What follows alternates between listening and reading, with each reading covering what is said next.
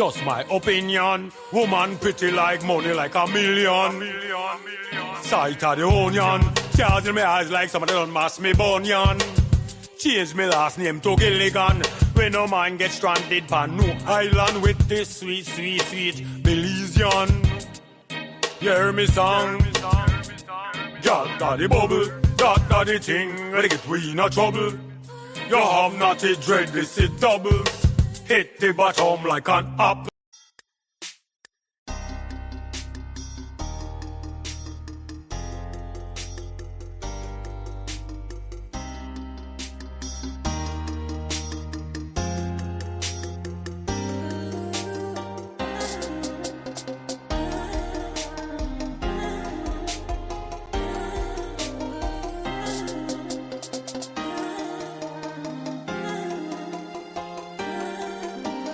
Apex predator, so treat me like a barracuda from outer Belize water, or like a polar bear from outer Alaska.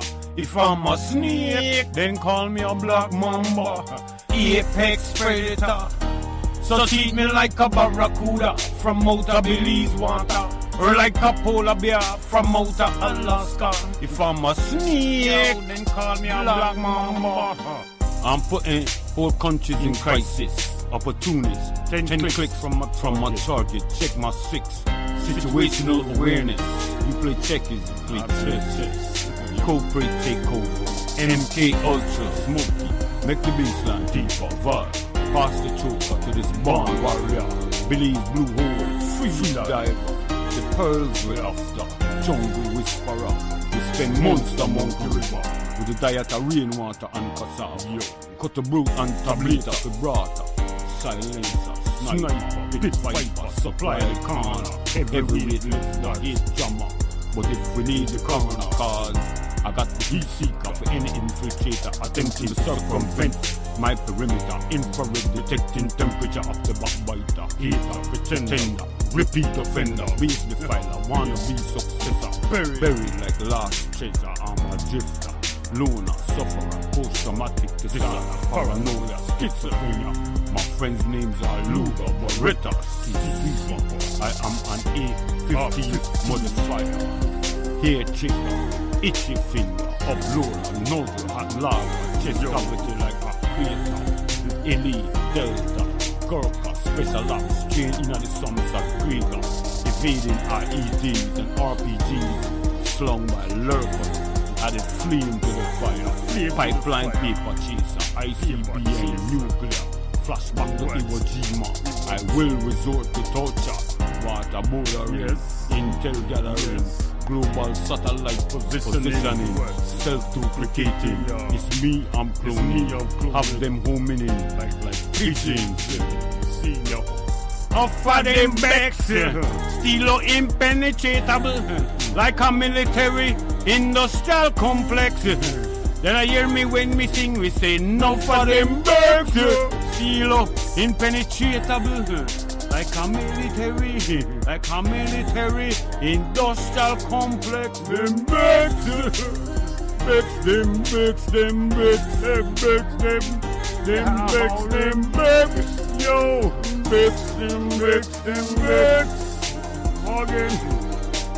Apex predator, so treat me like a barracuda from outer Belize water, or like a polar bear from outer Alaska. If I'm a snake, then call me a black mamba.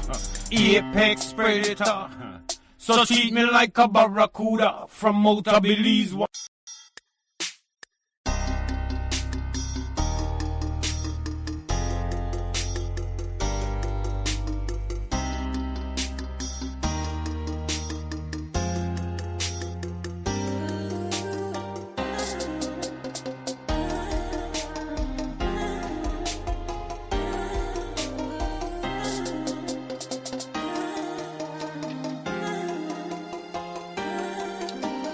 Apex predator, so treat me like a barracuda from outer Belize water, or like a polar bear from outer Alaska.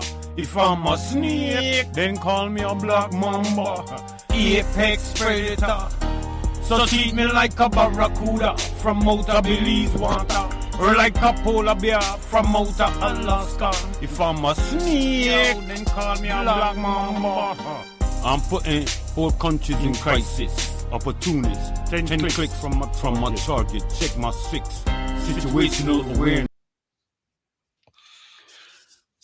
Good evening. Once again, we're here with our weekly podcast. I am G. Michael Reid, and expecting shortly a couple of co-hosts that have been with us for the last few weeks. Hope we'll see Gregory Morrison again tonight. Jeremy Spooner usually checks in, and of course, our sage, Joe Coway. There he is, the pirate extraordinaire, original Buccaneer. Comment allez-vous? Yes. Good, good evening. Comment allez-vous? Muy bien, muy bien. All right. We're here each week, of course. You can't post them pictures. You can't post them pictures of me and you, man. You're giving people a wrong perception out there that me and you the ballet. And we are certainly Again, not, at least not Bombali. Not Bombali. I know you, but I don't know that I like you. No Hi, bomb Deidre. Good evening. I know into that. Yeah. Let me say hi to I Deidre. know into that kind of action bomb ballet. I know make a talk, you know. Deidre, Hi. Fix your headphone. Can you hear me? who the Deidre? All right. Deidre is a regular listener. Wonderful. She's been on a couple of times with us. Wonderful Oh, young okay. lady. She was I met her at the instrumental. St. George's Key. Okay. Yes, you would have. She's one of the historical I call her treasure as far as historical matters are concerned. But we're here as usual every week. No scapegoat, no sacred cow, no fair favor, and no agenda of any kind, neither personal, political, or otherwise. Our couple of the guys on our panel do have their biases, but we'll try to keep them in check. Spooner has his personal bias. We try work on it and see if we could convince him to be more fair in assessment of matters. Well said, Spoons. You must be It's joking, my funny. boy. Why don't you? It's funny, He's right? a Because it's not bias. likely. It's funny. You're not biased. You're not. You wouldn't say you were biased, would you? Bias. Aren't you biased? You must be one of them. You It's a good thing we're not hearing you. Something you're saying is know how not biased. making. Where I'm to your connection because they go on. You're not to hear me, and I know to hear you good. You're not hearing You me? there? I hear you now, but then I see your I mouth don't know and what's move. going on. Let me check that I'm on. Yeah, you broke up and go and come. Are you hearing me well? See, you freeze up. Take your time. No, Oh it's no. correct. I'm on. It must be the Wi-Fi giving trouble. All right. B-tail. Okay, Well, I how they can go on with B-tail? I I think understand it's your my back. Wi-Fi, G Mike. If you see me go, All right. It okay, so I kind gone of off fresh. again. Yeah, there must be a delay because it's frustrating. Every time I say something, you say something because obviously you know there's a time delay. You're hearing me now. I'm hearing you very well right now. It goes in and out. Even my TV has gone off. Did you pay your bill? One thing Spooner do is always pay his bill. I don't know, like Okay. no, you know. All right. Yeah, you see, I want to throw that word uno wrong. Yeah, that was the one. That was the That's a first. good Creole word. Good Yeah, Creole word. that You're right that to the sum it point. all up. That sum it all up. Uno. That's so uno go on. Correct. And that's true most of the time. Yes. We have certain traits. Okay, G-Man, let me just say something. I'll let you talk because seems to be a delay. I'll let you talk and I won't interrupt you, and I'll just let you talk, and then when this thing stabilizes out, then I will put some input in, no? That'll be a first, and I think that would be very difficult for you because I see, and you're on true to word. Yeah. couple of things we have up for discussion tonight, and I need you, so you can't wait to make I talk, because I know I will have to preach a sermon, and I don't like to do that. Let me say that in my studies in interacting, public speaking, etc., I learned that the number one rule: say what you have to say and shut up. Makes a lot of sense to me, because a lot of people add addendums, keep going and going and going, and sometimes they're way off track from the original topic, but they just keep going. I don't like that, and I've been accused by you in particular that I will sometimes talk over somebody. I will stop someone if they are going too far. I have made it quite clear that you can speak until you make your point, but you cannot speak until you convince everybody that your point is valid. That is done by the point itself. The point itself has the premise of your argument must be sound enough to carry on its own the proof of burden, if you will, the burden of proof. So I think that, having said that, and see, I was able to get that across. I like this new you. I like this you not to say nothing. maybe it's a blessing that this. Yeah, there you go. Mom's the word. Mom's the word. It's a good good look. A good look on you, Spooner, because Joe has been complaining. Joe said I talk too much. Joe, how he said that I talk too much. that the kettle that comes the pot. This is how I said. Just that laugh right there says it all. I hope it come on soon enough to defend itself, because but nevertheless, actually we had a nice. Remember in Eden when the projector broke down and it take too long for fix the film. They said Lego the man batting. You know, you remember that? That Martini to talk about, no? Martini and big one too. Remember when they used to the film used to bust and then I see the bun on the screen.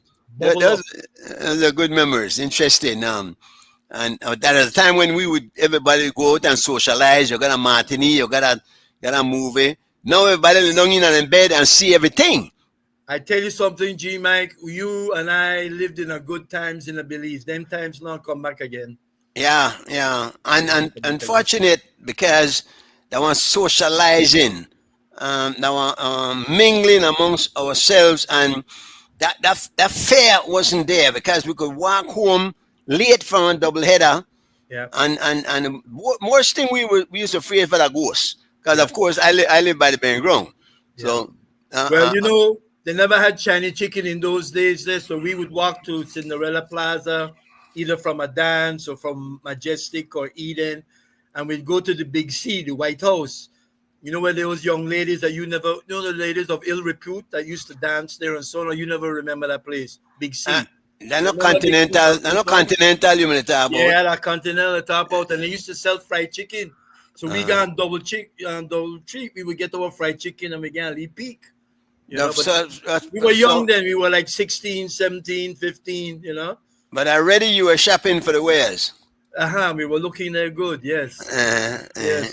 So, then they had, of course, on North Front Street, you had Vida Alegre. Remember that? Yes, I remember. Owned by Mr. Kane. I never went there, but I heard. He owned it. I never knew he owned it, but which is funny.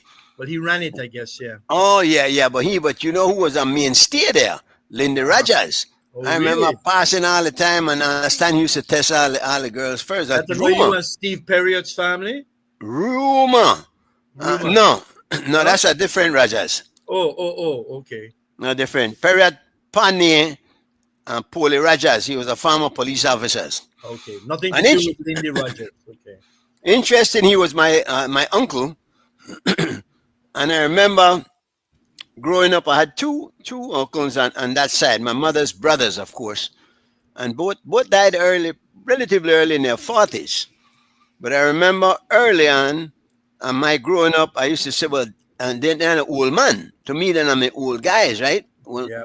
And so I look at myself now and I say, well, damn, we're me, because I kind of like passed within then, no? Fortunately, blessed with a few longer days. Yes. Yeah. But I've noticed since I've known you that you are well connected in Belize. You've got some powerful people in your family? You related to a lot of powerful people in this country? Boy, I don't know about powerful. Yeah, Influence?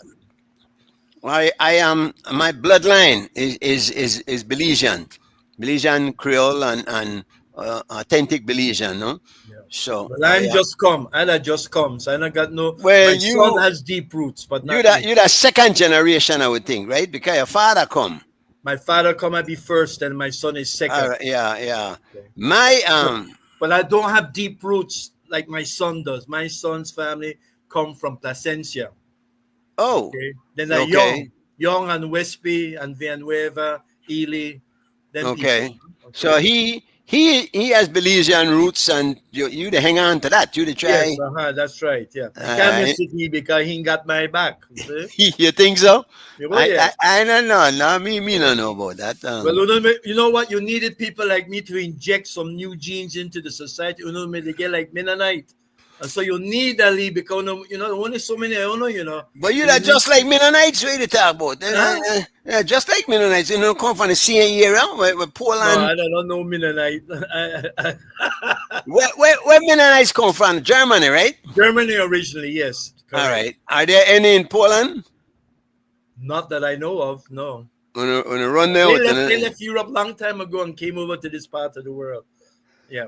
uh, in mass, all of them. Yeah, well, well, you have a lot of them in Pennsylvania, United States of America. I've never done any research where they are, if they still exist, but I know they left Europe because of persecution, because of their beliefs and so on.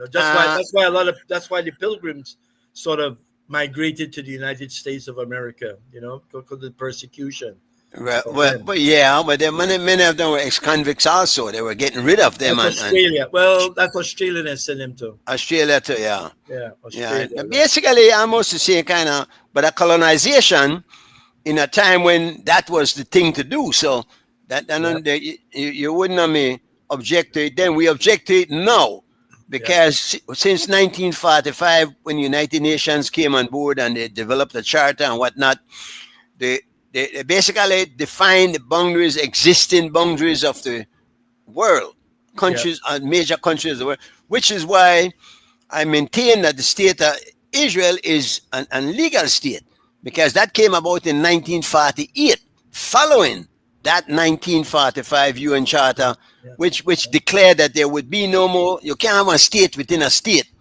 and there would be no more. And the Monroe Doctrine, of course, laid that out pretty clearly. Colonization would not be allowed anymore.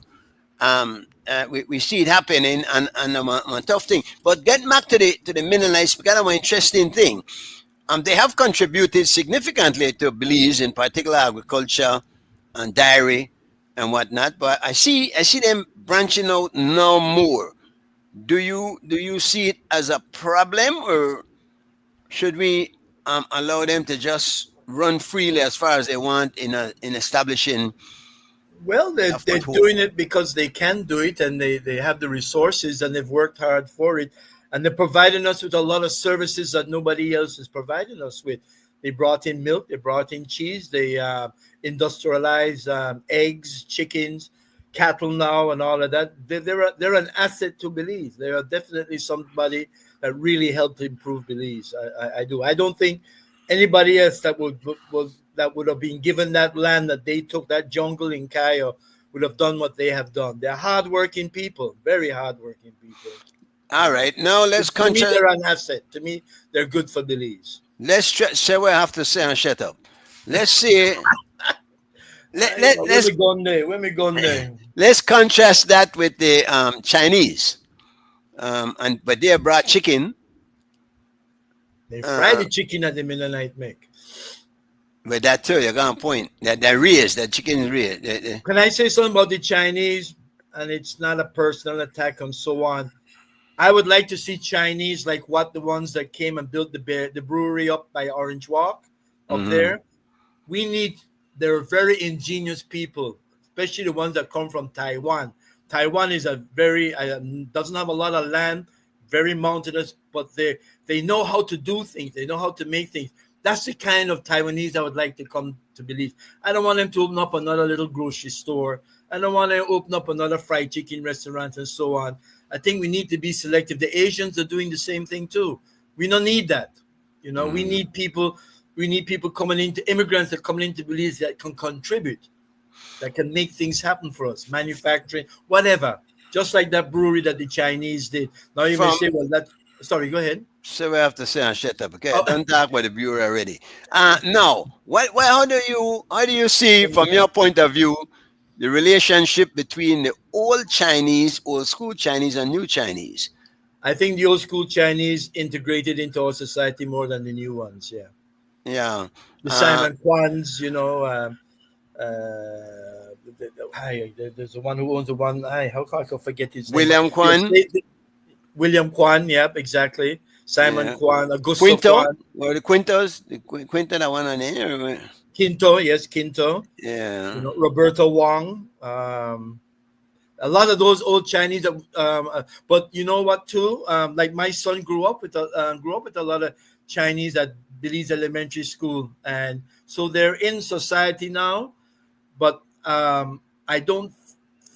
I think they may be integrated into the community like when you and I were growing up. Okay, They but Jeremy, I think though that I like the whole makeup, the cultural makeup of our country here.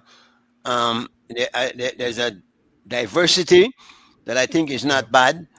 We're unique in that I believe in that everybody basically they get along together. We have a lot of foreigners that are coming from different places. We have Central Americans that have come in, and many of them have gone into farming. So it's like now the makeup is not yeah, what it would have been was like strictly Creole, And we had migrations from after Haiti. There was a huge mass left when America opened the back door and let them in. The front door they opened actually. Then after 1981, a lot of people were scared with independence and really didn't think that we would make it. In all respects, I think we have to look at Belize and admire that what we have done and come to this point 44 years after after independence, and we are still holding strong. yeah. You any When we were opinion on talking that? No? about the Asians, they just built a very nice structure up the road there by the Halova Bridge. They built where there's rentals, there's a casino there. I don't know if casino is good for Belize, but remember casinos were supposed to be just for the tourists, but that never really happened. Oh no, But yeah, there's a restaurant there, there's rentals there. So that's big money, and it shows that they've been very successful to they had invest in. also initially they had said that the casinos would have contributed to education. Did that ever happen? Did anything come from that? Uh, I don't know. I don't know. The because Lotto is supposed to do that now, right? The Bolido, we've taken it over they, now, right? We've regained that. Is it in our oh possession now? yeah, but again, a lot of times I think they have to do more in promoting the contributions if there are any, and we need to ask more why there aren't if we're not seeing it. And this brings us to the new development where they're supposed to be buying back now the dams from Fortis. This is interesting because I always wondered if Fortis just owns 33% and sits and collects 33% of the profits, because that I think is what's happening. And they I don't know, what do they do? Do they maintain the dams, and is there a need to maintain the dams? Is there something they do for the money that they get? Well, I think they own the dams and they sell the power to BEL, but they also have 33% shares. I think worth $100 million US. They said Yeah, this is something like 100 that. million US or 100 million Belize in BEL. Fortis. That's Fortis that owns that. Right. I didn't get to see the news tonight because I see that they were mentioning that, and also BTL. They were mentioning that. I don't know what happened with BTL. There is Johnny buying it, or is he selling Smart to It, BTL? it sounds like BTL is observing Smart. Okay. And that to me makes sense. I don't see why Belize is too small for multiple communications companies. I don't. I like the idea of us owning our utilities, because Yes. again we could look at what happened with Gaza, where a couple of days after the stuff, the October 7, they cut off all water and electricity from Nigeria, meaning that they did not have their independent supply of power, light or water. So for us to have that, it would give us a sense of independence. But we have been hurt so many times, like a woman in a relationship. And every time the man beat you, and you think, boy, this next time now we might do better. This next guy will do all right, and it winds up to the same way. We have seen too many times our politicians take advantage of us and come out smiling. They laugh all the way to the bank, live their whole life in just opulence, and the rest of us continue to struggle. Joining us in the house this Good evening, evening. your worship. The worship, his Lord worship is in the house. Yeah. You mean your humble servant? Good evening. Good evening. How are they supposed to address ex-mayors? Do you still carry the title as your lordship, or how does that go, Joe? Well, they have a protocol. I understand that once you're a member of the house, for example, they say you're honorable. So you would be worshipped? So it seems to me that the word worship apparently had been dropped out of currency some time now, but I know this. And they will refer to you as a mayor. Sometimes, out of reverence, they might say, well, lordship. Are there? Remember you as mayor. Is there an association of former mayors? No, not that I know of. I know they have the association of mayors, but I think that is for current mayors. And that would be for all the mayors of the towns around the country. Yeah, all the mayors. Yeah, but it seems a waste of experience, don't you think? If we're not drawing the experiences of the farmers and what they have learned, and that they can add something to the current governance, don't you think? Well, I think you're quite right, but it's a failure of a nation state when it does not draw on the knowledge and the experience of its elders. Mm-hmm. I think it's an accepted fact today, the universal truism, that it's not just how long you live, but how well you apply yourself while you're alive. So if you're applying yourself, it's expected that in the later years, they will say, well, this man has some wisdom, he has some knowledge. Because that's what happens. You get knowledge and you get intelligence. So countries that tend to disregard those, as I sense in Belize, we need to make a change, because we are not as inclusive. For example, we have our pension at 55. Imagine. Do you think we should raise it? A BDF to 45 actually? Yeah, the military and so, I think the police are like 50.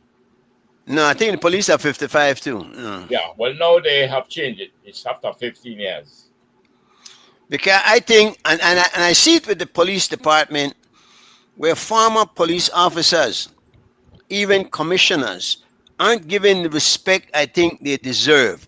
I go see like a man like Crispin Jeffries, a former commissioner that's still pretty young and vibrant, and would have things to contribute, in particular in this current atmosphere of gangway, etc. He was very instrumental in keeping that under wraps for a long time. But they don't seem to treasure the value of experience. I see it walking, and then the young police here and treat them like just anybody, that there's no kind of respect and whatnot. And I find that to be not very progressive, no? Well, I would say that it's only over the last maybe 2 decades, there are about 3-4 decades, especially with the World Bank, countries were still looking at natural resources, your oil, your gold, your diamond, your minerals. And they would think of a country as being rich when they have those. But history has proven now that the most valuable resource of a country is a human resource. Hmm.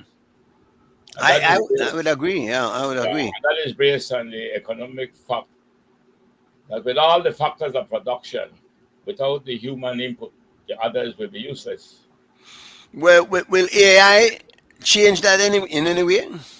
No, AI, I think, will complement it in the sense that there will be some areas where the AI will be able to replace the human being. But when it comes to emotions and when it comes to things to that extent, they will not be able to replace. So human, Jeremy, any thoughts? You are the AI expert here. Not really, but I think it's going to contribute a lot. It's going to complement, like Joe said, it's going to complement our information service. And it's rapid and it's quick, and you can ask it any question, and you can fine tune your question to get more of a better answer. Because sometimes it needs a good question to get the information you need. And I use it right now just to verify, like a fact check when I see things on Facebook, whether it's true or not. I hear what AI says, and then I go and I look at other sources of news to verify that also. But So you don't take AI as infallible, not yet. not yet. No, I think it can make mistakes. I've seen it make some mistakes on when I ask for things, because All what it right. does, whenever people ask questions and so on, or whether people give out false information, AI can find that false information and give you maybe a false information to you. So you have to be careful. I found that has happened a couple of times where I've asked for information and it. But sometimes now they're getting better because they will tell you, "Well, I don't have enough information that I can't give you an answer to your question." I don't know if you found that out with them. Well. Again, But it's I believe, getting there. It's I believe getting that, there.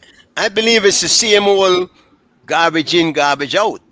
I mean, the information you get out from that is what information AI finds in other places. The fact that they are a more rapid search and they have Yeah, more areas to go to than we would have. It yeah, seems there's a connectivity that has been established. That's amazing. yeah. And yeah, it can help. It can help. You have to be careful. You have to also question their answers.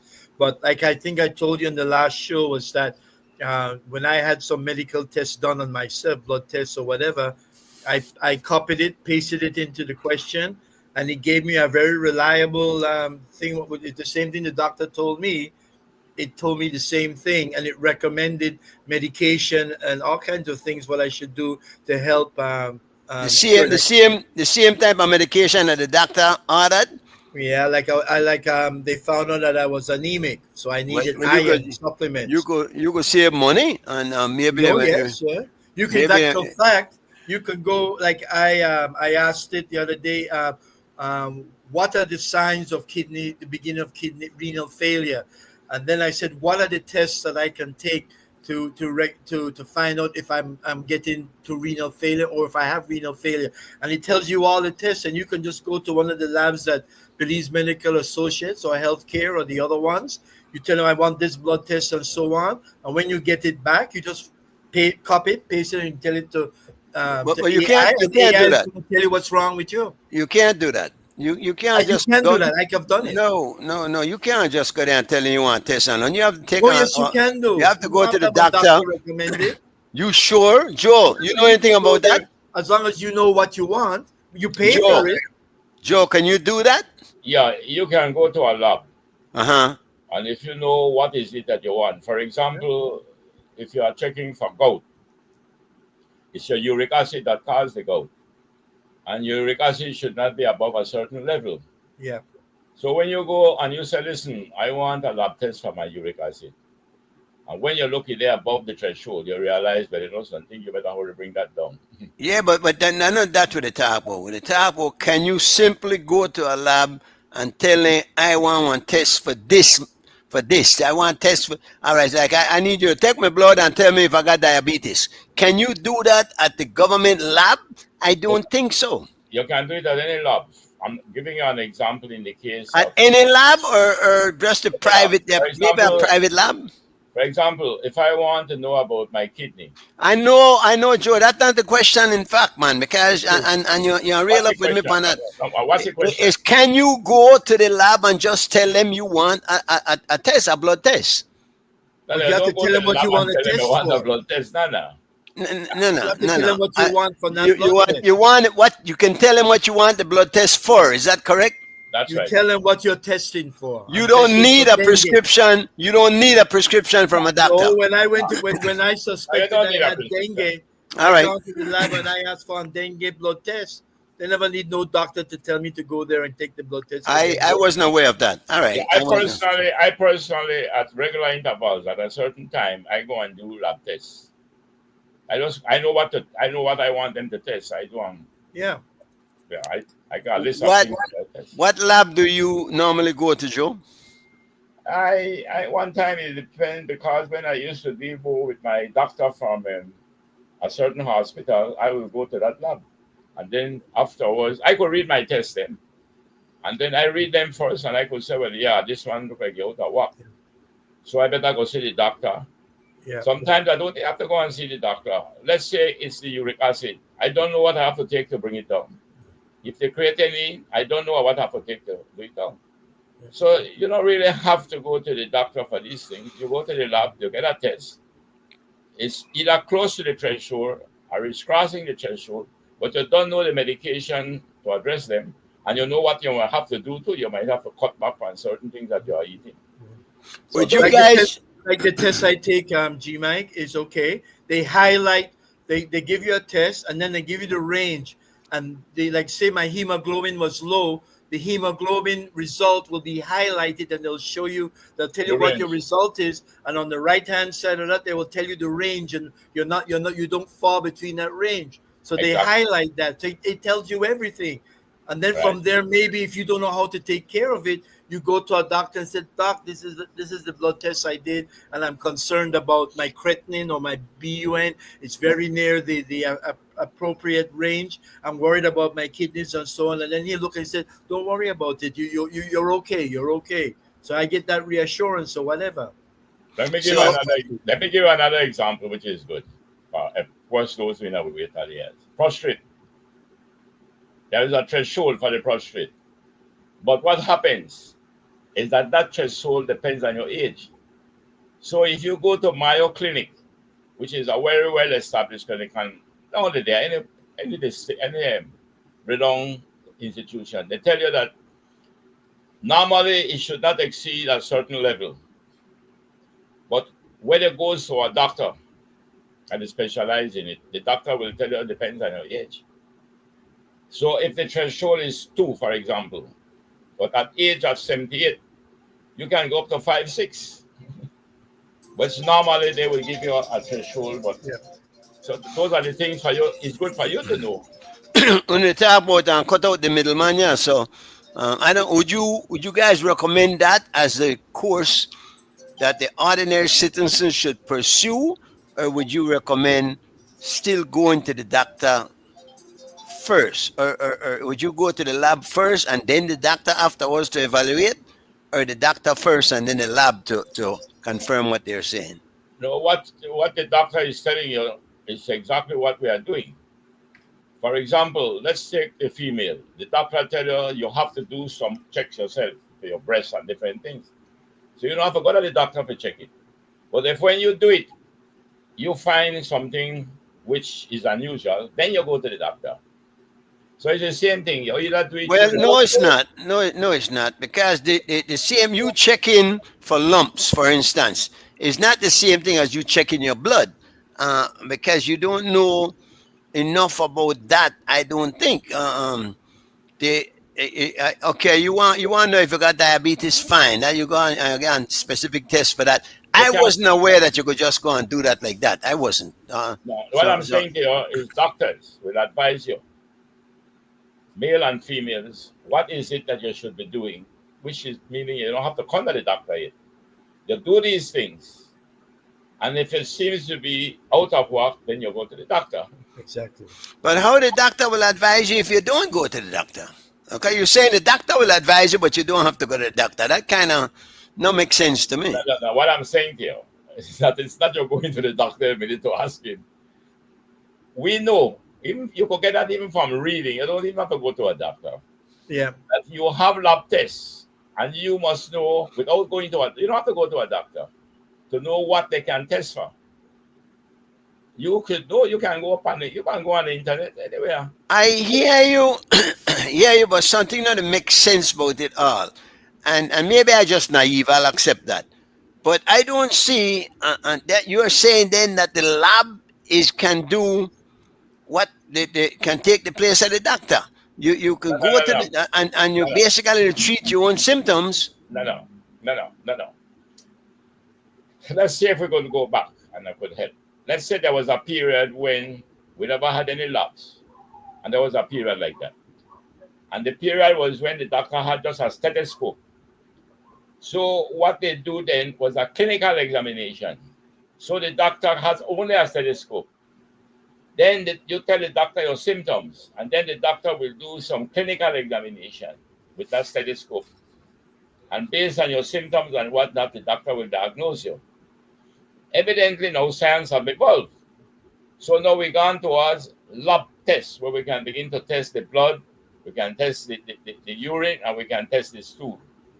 And we can find in that now through the lab tests if you have any sort of disease or any malfunctioning.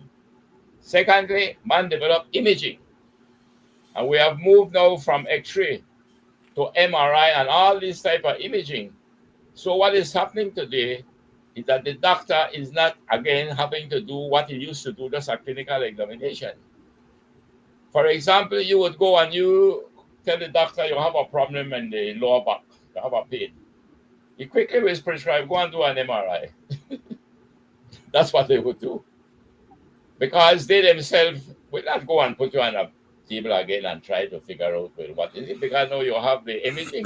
But what I'm hearing, though, Joe, and correct me if I'm wrong, what I'm hearing is that you don't have to go to the doctor. You're going to get the MRI, then go to the doctor. You can do that.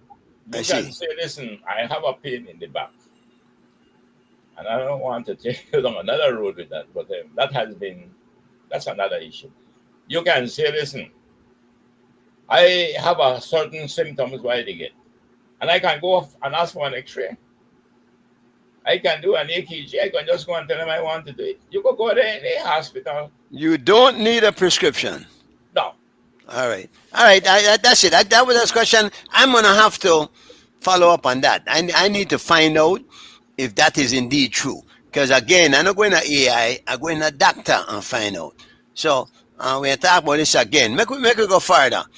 Why this would not matter is just not going to go away, is it? And now I see Channel 7 is digging up this old one that we had heard of already. They already reported on it about this Sebastian Cobb. What do you need? Sebastian Pop in Punta Gorda. This guy had married to a Guatemalan girl and was living in Guatemala, abusing the girl and wound up killing the girl. Then he ran back over to Belize. Apparently the Guatemalans weren't getting the kind of response they were hoping for from the Belizean authorities. So one bunch of them, the girl brother, and so come over and grab the man and carry him back and then tried him over there. And he was convicted, I believe, and sent to jail. I don't know what are they. What would be the major concern in that? And would the situations be the same with Budna and this fellow Pop? Well, with due process was not done by the Guatemalans when they went and kidnapped the gentleman and took him back to Guatemala. I would just say that he's lucky they never kill him. You know, vengeance. That the brother of the lady that was killed by our Belizean guy. I'm surprised, knowing how those things are in those villages and so on, that he wasn't killed and executed without a trial. But he was lucky; he got a trial and all of that. Now, we're talking about Budna, like Joe was saying long time ago, that forget about the personality of who Budna is, but as a Bolivian citizen, he has rights. So I guess the same thing for this gentleman too, that he had his rights. His rights for due process was not done. So it's an illegal abduction of what they. So, in the case of Budna, the kidnapping, and in the case of Pop, the murder, you're saying neither of those cases can affect in any way the right that he enjoys. That right is inalienable. I mean, cannot be tempered. There's no exception. Um, Given the severe nature of both the crimes, and those crimes are international crimes, by the way, not national crimes. Yeah, but they have to they have to face they have to face they have to go to court. I mean, they did something illegal in that country. So You would they think. have, sorry. You would think, yes, and Yeah, they would have to take, unlike what's happening in Gaza right now, where Hamas is executing people and so on with no due process. These people deserve their due process, even though they may have murdered somebody and so on. That's what we're learning about Budna. As despicable a person as he is, he's a Belizean citizen, and we have to look at him as a Belizean citizen, and he's due his rights. let us go to Gaza for a minute since you bring it up. To where? To Gaza? Yeah, can you see how it's funny how all of a sudden you're concerned about those who are being executed now after 200,000 people have died, many children and women, and it seems now that the 200,000. Where you get concern 200,000 from? by how many people on the roads? You know how many people? Not 200,000. 60 has been the body count. 60, there's estimated that twice that much is under the rubbles because they have not been able to dig up most of them. Many will not even be found. Many families have lost entire families. No. Are you saying that I was never concerned about the genocide in Palestine? I'm saying you brought that up as if to suggest, well, look what Hamas to do now. But Yes, I and I'm only didn't, saying I that didn't hear because this. the process is in. I didn't hear that same level of concern and condemnation. Of course, I did. I put things on the Facebook all the time. All the time. Okay. All right. I do have a concern as a humanitarian. I'm not taking sides because that's a very complex issue between the Israeli and the Palestinians. It's hard. I understand. I believe that Israel should have never been given to the Zionists. That's caused the big problem. But they did. So here we got this problem here, and the Palestinians were displaced. Okay. So they have every right to retaliate. Okay. That part we can't. I'm a humanitarian, G Mike. I think that they made the point. Okay, they made their point. You killed 60, 70,000 on the surface. We don't know what's underneath, like you're saying. There's a peace. There's a ceasefire. They're trying to work to come to some kind of agreement. And now you got Hamas doing what they don't want to disarm, and now they're executing Palestinians who they suspect as collaborators without due process, without a court, anything like that. They're just executing them, beheading them, shooting them in the head without any due process, and they're going to spoil. You see what you're doing, though, Jeremy. You see what you're doing. What am I doing? You're making that so, and this is something that we've. Well, we have evidence now with you're saying Hamas is just going into the street and killing those people. Apparently, yes, they've killed 35 of them already. All right. Executed them. They put films out. But you see, you get to the point of shooting them in their head and all kind of thing. Yes. All right. So they've executed a few of them. 35 so far. 35 so far. Wow. Yeah, and they're gathering other ones. Yeah.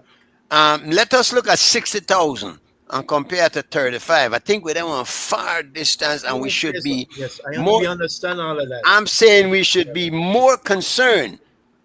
And you seem more concerned with that 35, which is something where they. No, I'm just bringing it up, G Mike, because you're trying. What you're doing is you're throwing something in the spokes for this process to work. Okay, you're making the world believe that what everybody says about them is true. Do they want peace? Do they want peace or not? Does Hamas want peace? Boy, I not under the conditions that exist, and I could understand it too. Are they gonna go back to the apartheid system that was in place for 77 years? You know, one thing that October 7th did with all this atrocity, and I am never in favor of killing innocent people. Though, of course, the Israelis, we understand that 80% of them are in approval of the drastic measures that were taken to wipe out, ethnic cleanse Palestinians. They want a greater Israel. So, but I'm not in favor. But you know, because of October 7th, much of the world is now infinitely more aware of what is happening over there than we were. We were willing to look the other way forever, and these people live forever in a state of apartheid. Well, it has a lot to do with communications now, with Facebook, Instagram, with the internet, with AI. It has everything to do that we are more exposed to these things that we would never be. I don't know how long we'll be exposed objectively, because you know that they're busy now buying up all the media houses, all Who's they? the Israelis. Who They is? they're in the process of buying TikTok. Who They is? they The they Americans? no, I said the Israelis. Read my Okay. lips. The Israelis. I didn't whisper it. So, all right. Okay, you're trying to back me off with that kind of, and I know that's all right.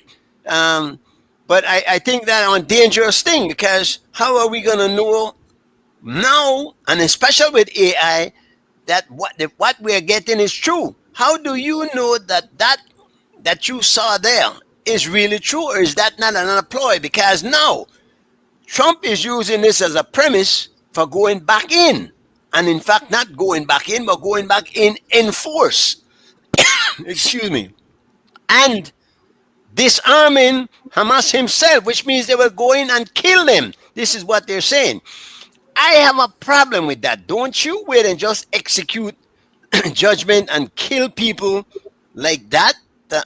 Just decided what make we kill the best way to take care of this problem and kill all of them, man. And are we as the rest of the world supposed to just sit around and So, what is your solution if Hamas refuses to give their arms? They're given a chance to end this here and to not hold their people as hostage. hold up and What is your solution if hold Hamas up. does not want to give up their arms? There and you are start saying executing people? Hamas has an opportunity to end this. That's what you're saying. Well, that's what the whole Gaza thing was all about, was to get the hostages back and for Hamas to surrender and give up their arms.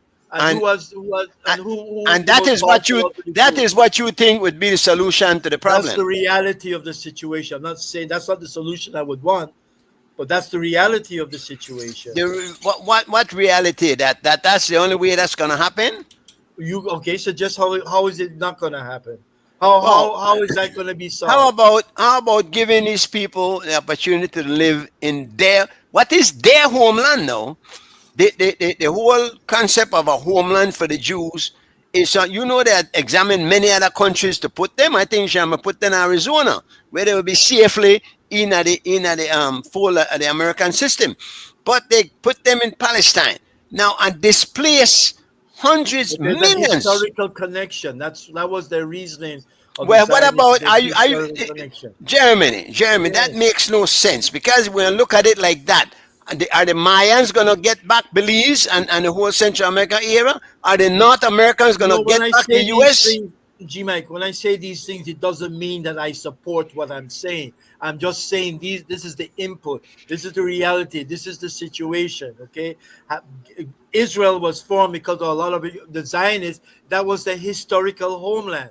And that was the grounds on which they figured that should be their homeland, regardless of who lived there. And it was wrong, because you had Palestinians living there. And what you're doing is you're taking away their land to give you a country. So, yes, it was wrong. But they feel justified in doing that. And now you have that generation is no longer there. They're probably all dead now. There's probably a few of them. But you have a new generation of Israelis. And that is their homeland. And they're not going anywhere.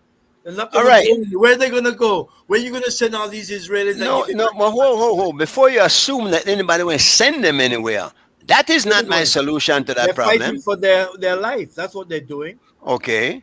And and you think the Palestinians aren't? And yeah, so, but you want them. You turn things around. How I'm about- not saying that they're not. How about both of them lay down their arms? Complex, my boy. It's How about complex. both of them lay down their arms? How about I the don't think Israel? that's gonna happen. How Israel about the not gonna lay Israelis down their arms. also disarm themselves? Israel's Yeah, not but going to then- lay down their arms. They're surrounded by people who do not like them, so they're not going to lay down. They obviously are the one not liking. They have bombed 7 countries in less than 2 years. Who attacked Israel? The 6-day war, 7-day war. Ah, Who attacked seven- them? Who attacked What do you mean, them? who attacked them? They were there. They did the attacking, son. You see the bias coming out, Jeremy? It's You not see the bias. bias? I'm just saying what this is what No, sparks them to Mr. do what Chairman, they're I'd doing. like to come in here if you allow me to. Go, Pull up. come in, Joe. I think firstly we have to establish facts. Secondly, we can give an opinion on those facts. And the opinion we give, I believe, should be grounded in how do we see human rights in the world. I, for one, did not support what Egypt and then did to Israel. Because what Mr. Spooner said just now is true. They wanted to drive them into the sea. I did not support them then. I supported Israel because they had to defend what was his right to territory. Now, today, I do not support what Netanyahu is doing to Palestine. So to me, if we accept that we have some commonality when it comes to human rights, there should not be so much differences between us. But if you have biases and you say, boy, don't care what the Palestinians do, don't care what Hamas do, according to you, you okay. Don't care where Israel do or the Jews do, you okay. That's not the way you have to see the world. And that's the problem I think we find when we are differing the way we do. With the Budna case and with gone from Budna into Gaza, into Palestine, and we can go all over the world. The truth about it is that we have come to accept, we Belizeans here especially, that there are countries that practice democracy. And democracy has the influence of the rule of law. No, there are countries who choose not to practice democracy and to practice totalitarianism, like Russia. Now, even though I do not support totalitarianism, if Russia is doing something that it is right, I will support Russia. I don't support Maduro. I did support Hugo Chavez in Venezuela. But I do not support Maduro in what he is doing. What is Maduro doing? First of all, what is Maduro doing? He denied the opposition the right to free elections. No, you can define that, but that's the fact. No. How is it the fact? They had elections, didn't they? Yes. All right. Yeah, they had elections. And it was decided by vote that Maduro won. Yeah, but was the vote free and fair vote? How can you from where you sit decide that? I mean, in one way or the other, none of we can decide that because only the people there know it. How you from where you sit disagree with me? Because apparently it's not the decision that America was hoping for or wanted. So, of course, now they can readily say, and we know what they'll do. We know how propaganda works. They will tell you that it was not fair and that this lady, which they gave the Nobel Peace Prize to, by the way, had won. And when in fact the facts on the ground is saying differently. The people of Venezuela have said different. So now what do? Attack Venezuela? Do you agree with that? What we are doing right now is the same thing I was trying to avoid. You are giving your facts that it was a free and fair election. No, I didn't say that. I'm saying you don't know and I don't know. Neither of us were there. So you don't know if the election is free and fair. Correct. I don't know if it is free and fair. Correct. Right? Now, Correct. have you ever been to the UK? No. All right. Do you believe the UK exists? Oh, Joe, that's a silly argument. It's not silly. That's a silly argument. That's a silly argument. No, Not like if the world wrong. How do you know? Do you know that the world is wrong? No, you know what? It's a very silly argument. No, man. Rabbit hole. You know what? Carry me down a rabbit hole. Just now, I listened to the discussions you two had with the Palestine and the Israelis.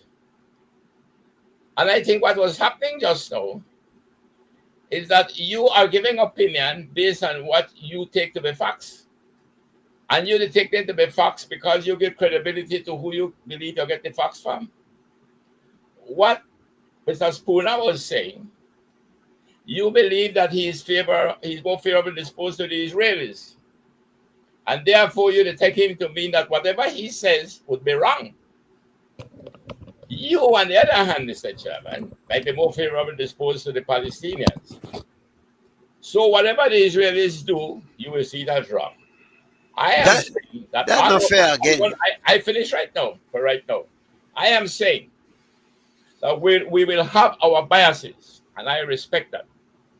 But we must have our facts first, and we give our opinion on those facts. I am giving my opinion that the wars that had started with Egypt and them when they were invading Israel. Do you know then that under Golda Meir, they had expected that they would be driven into the sea, that they would have been defeated. And there was a meeting of the cabinet. And the cabinet agreed that if they move any further, they want to drop the atomic bomb on them because they had it. The thing is that they almost conquered Israel. They almost did. But the Israel resisted and drove them back. Israel didn't resist. The European countries stepped in. Total nonsense. How can a country... Hold on. That is bullshit. Hold on. It's not true. But see, and I want to listen. No, because I will not listen to that. Why not? How can why not? True. Why would you not let me speak? All right, speak. All right. Now, how can a country in less than 20 years develop such vast technology and defense that they would withstand all the Arab countries around them? How? Without the input of the European community, who established them in the first place? Who is supporting them right now but the European countries, the UK, and Spain and France, and then the back out leave it now. But the UK and the US are still furnishing weapons. Germany is the second biggest supporter. Germany too, yes. European country again. Excuse me. Maybe I misunderstood you just now. Let's come back. I thought what you meant just now, that Israel was able to push them back because of the support from the European unions and the European countries. They did not intervene. They didn't. Who did not? They established them, Joe. They established that country to start with. No. Listen to me good. And these are facts with the give now. So that you know what bullshit. No, you're not giving no facts. You're giving opinion. I am giving you. You're give propaganda, Joe. No. I am saying to you, it is a fact that the European countries supported Israel. That's a fact. All right. Yes. But do not underestimate the intelligence, the tenacity, and the ingenuity of those people. In 20 years. 25 years they've been there. No, they weren't there. 1948, and this war was 1967. And now, let me read what this gentleman is saying. I fully support G. Mike's stance. I'm not reading it because of that. Eliminate the collaborators who helped Israel in killing the innocent in Gaza. And Netanyahu and his band of killers must lay down their arms too, if Hamas has to. Furthermore, the U.S. and Israel should disarm themselves of their nuclear arsenals. What do you think about that? All right, let me leave the last part alone about the disarming of nuclear. Because you don't agree with that. No, I'm saying I'm leaving it out for right now, man. Hold on now. I fully support G. Mike's stance. Eliminate the collaborators who helped Israel in killing the innocent in Gaza. I agree with that. I do. Not because I supported what they did back in the 6-day war. I think Israel was wrong for what they did. A matter of fact, the United Nations Court have declared Netanyahu and a warrant for his arrest as a criminal. And I think Israel was wrong for what they did to Palestine. So I agree with that. And I don't know, I just talk for myself though. What Israel did to Gaza was wrong. And I'm saying it is wrong, not saying You see, when Hamas did what it did on October the 6th, and he gone in, yes, and he killed about 1,200, and he captured some. Again, don't believe that that was unprovoked.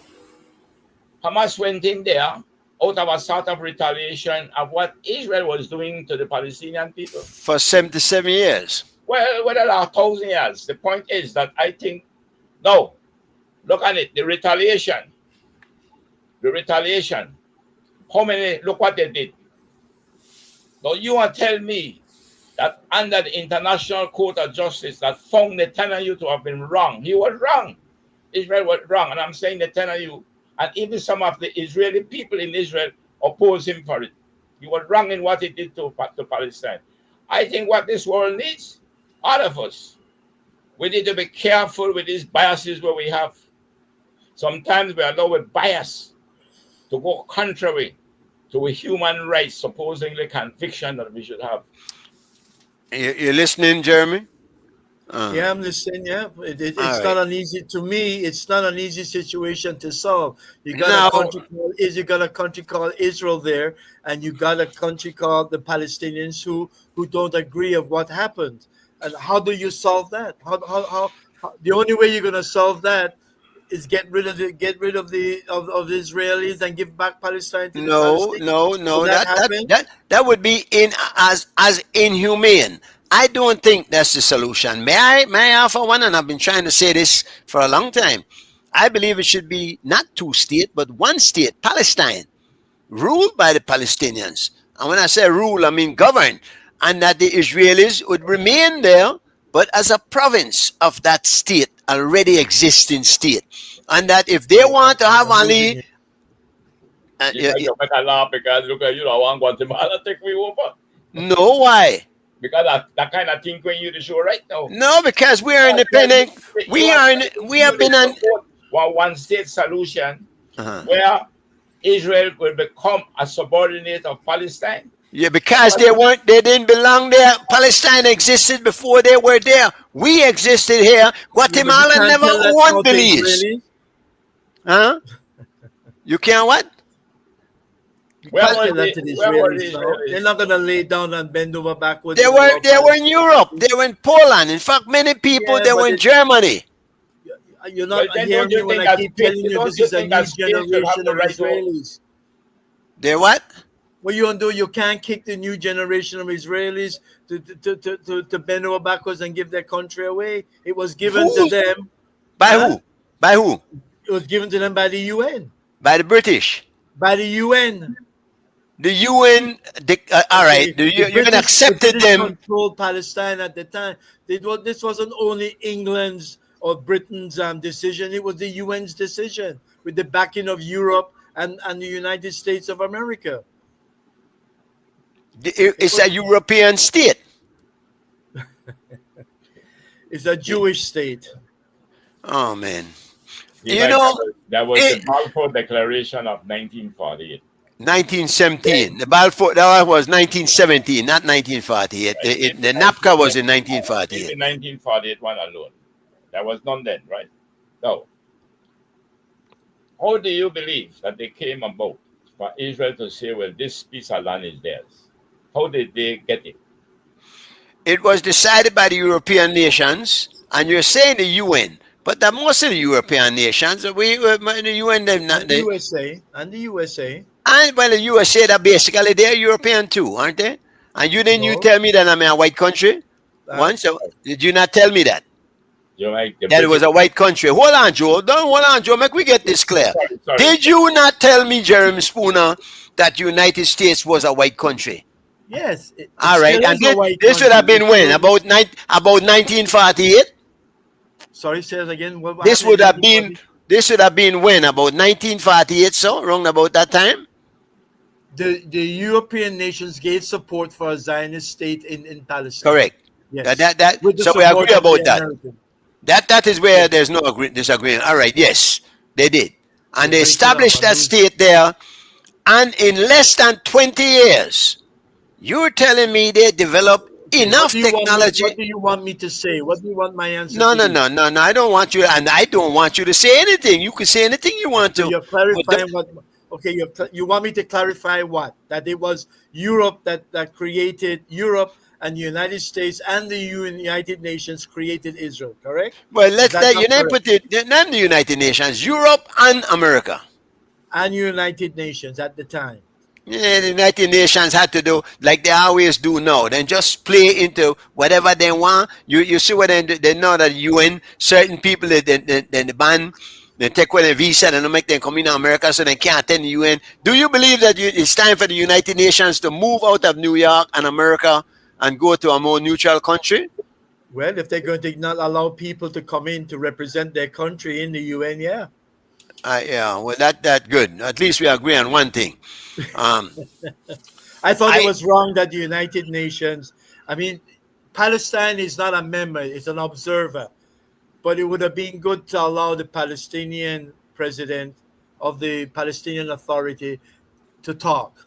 Just that they allowed Israel to talk, they should have allowed beliefs to talk, give their opinion. They should have allowed the Palestinian prime minister or president to give his talk too.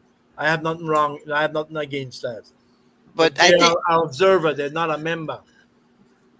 but they do have a voice, don't they? I've heard them speak before. Well, they should have a voice, but they're an observer. They're not a member. I don't know what ground. Why was it vetoed? I don't know on what ground it was vetoed that he couldn't speak. They were Did the the whole. UN allow him to speak, or was it America that vetoed it? It was America that vetoed his presence, right? Yeah, I think they took away his visa or something like that and But he denied him was at, and then entrance. again, you got Israel didn't go to the summit at Egypt, but yet Palestine was there. Assad was there. Okay, and It's very complicated. It's how are you gonna. that's not complication. You make that complicated. That's not No, it's a complicated. complicated situation because you can't. There's two fighting factions. The supporters on one side, the supporters on one side, but Palestine. Okay, now they're trying to make an effort to solve the problem, and Hamas is throwing a wrench in the process. Are you Okay, serious? Do you see that's that how I see it. statement there? You see that statement, Jeremy? Are you serious about that? That is where we are going now with this narrative. That they're trying to solve it, but Hamas is stopping that.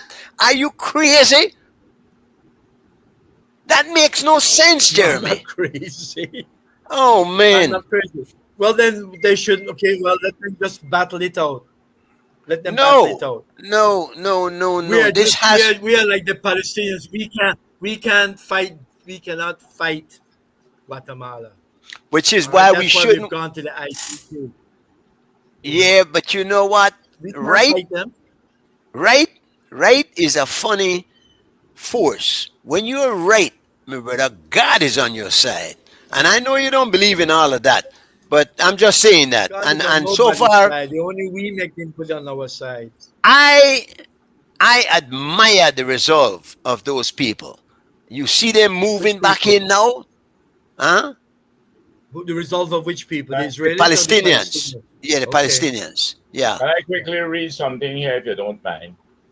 He said the Balfour Declaration was signed in 1970, which I accepted that. You are corrected it. It set out British support for the creation of a homeland for the Jewish people in Palestine. That was the beginning of demarcating a land for the Jewish people. A state within a state, which was illegal.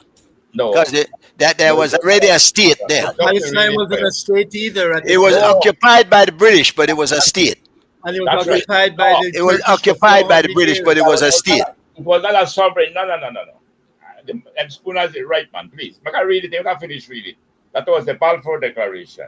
Tell me something. Will you read the Balfour Declaration? It's a short document because there's some things in there that is important to note. The Balfour Declaration declared also that there should be respect for the existing people and their culture. Read it and you'll find it. All right, you give me pressure. My sugar has gone down below 70. I have to go and get some sugar. All right, I'm coming back. Just give You it. want to the rest? Let me just get a kiss, baby. Let me just get a kiss. That's the sugar. Go ahead. Go get a sugar. Joe. What I'd like to do is this. Uh-huh. Let me show you something. I believe that sometimes when we're talking, we tend to maybe forget, I won't put it as forget, the historical facts. Hey. We tend to forget the historical facts. I think if we can get the historical facts right, all of us, meaning that nobody will say that there was not a Balfour Declaration. It was. Nobody will say what the Balfour Declaration is and have a difference about what it is because it exists and we could read it. Just like the 1858 or 1859 treaty with Guatemala and Belize. My thing is that if we could have better understand the historical facts that bring us to where we are, I would think that we will be better prepared to give opinions that will differ, but at least can be plausible to listeners. Which of us are you suggesting don't have historical facts and therefore don't have a right to give these opinions? All right. Which of us amongst the three would you say? All three of us? No, I think what happened, I just so mentioned about the Balfour Declaration, and evidently I was using it as the 1948. It was not 1948. It was 1970. But as I suggested to you. Yeah, and I'm saying I didn't argue. I didn't argue and said no, no. Right. Yeah. Because I knew from historical facts, it was the Balfour Declaration that set the stage for 1948. Do you know? You know why it happened? The British borrowed a lot of money from them, and he promised them that he will work towards getting that piece of land as for Israel. But we're not going into the details of that. We're not discussing that. I don't want to get into it. With the Rothschilds and all of that, you don't want to talk about that. I am saying to you that there was a Balfour Declaration which none of us are disputing. We all agreed it was 1917. No. Can we all agree also that was a precursor for the 1948 resolution that eventually went to the United States, the United Nations, and created the State of Israel? Without consultation of the Palestinian people. Do you see where they start? Let's put it into historical context, like you said. They were never, in fact, the justification was that it would be a land for people, for people without a land, for a land with no people, for a people without land. That was the justification of the establishment of that state in Palestine, which was a total lie, a fabrication, because there were, as is evident now, there are still 7 million Palestinians there. They were there, many more, and they were displaced. They were just moved out of their homes. All their trees were destroyed. Everything was broken down, and they were pushed into a concentration camp-like area in Gaza and the West Bank. Which, if you look at them happening today in the West Bank, also you've got the Israeli settlers removing them from their land. Yeah, it's happening still yet, yes, and it's absolutely wrong. It's absolutely wrong. Can we get some? See, we will agree on some facts here. Who actually was the colonizer? I don't want to say the owner, but who was it that? Palestine, it was Palestine, right? It was not Israel, it was Palestine. Right. Just Palestine. Correct. Palestine was under the jurisdiction and the colonization of Britain. Is that correct? No, it was after the Ottomans had it, and then they had a fight with Britain. I talk about more recent. On November the 26th, 1947, the United Nations adopted Resolution 101, also known as the Partition Resolution, that would divide, listen to it, that would divide Great Britain's former Palestinian mandate into Jewish and Arab states in May 1948, when the British mandate was scheduled to end. All I wanted to bring out, one, it was Palestine under the British. What was the division like? Did you get that? 51% was given to the Israelis and 49% to the Palestinians. Did you get that part? No, that's not here. I could look at it. Well, it's there, and I give it to you. But what important to me, and I wish it is to all of us, that there was no Israel as such. There was. That's right. It was a Palestine. And I think we should agree to that. And I think the biggest mistake was to allow them to name that settlement Israel. Could we not get to the opinion yet. Can we leave the opinion till we finish with the facts? That's why they try to get down to the facts. If we got the facts, then we can give you opinion. So therefore, it was all under the British. It was. Then they decided that, listen, Israel will have to have a part.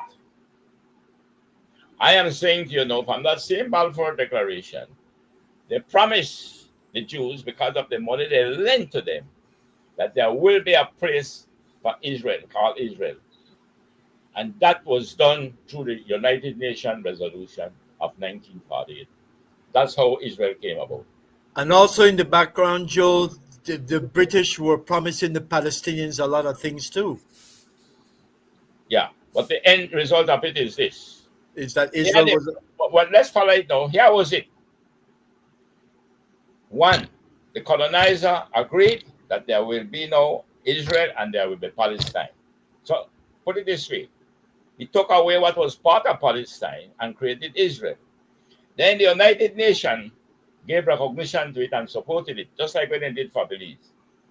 They recognized Belize with its territory, its borders and everything, and its boundaries. So we use that to support us too at the ICJ. The same thing Israel can do. Now, I am saying, no, run past that. You're saying the British did that? what? The British gave us British Honduras? No, left British Honduras alone. No, but you brought it up, Joe. That you saying No, you're pointing out one similarity. All I'm saying to But you get flustered, but that makes no sense. I'm trying to clarify. You not getting flustered, no make you right and me wrong. G Mike, I'm sorry I can bring in Belize. Let Belize alone. Make us continue upon where we did pan. No. I am saying then at 1948, Palestine had, with the United Nations support, that this piece of land here that for UNO, Israel, and this piece of land for Palestine. Is that true or fact? Do we agree on that with the 1940s? That what you're saying? Clarify something. When you're saying the British were there, the colonizers. Who were the colonizers prior to the British being there? The Ottomans. Yes, the Ottoman Empire. Ottoman Empire, correct. Yeah, so one colonizer took over from another colonizer. Right, and then the colonization or the decolonization began in 1948 when it created the state of Israel and said, okay, this is Israel and that will be Palestine.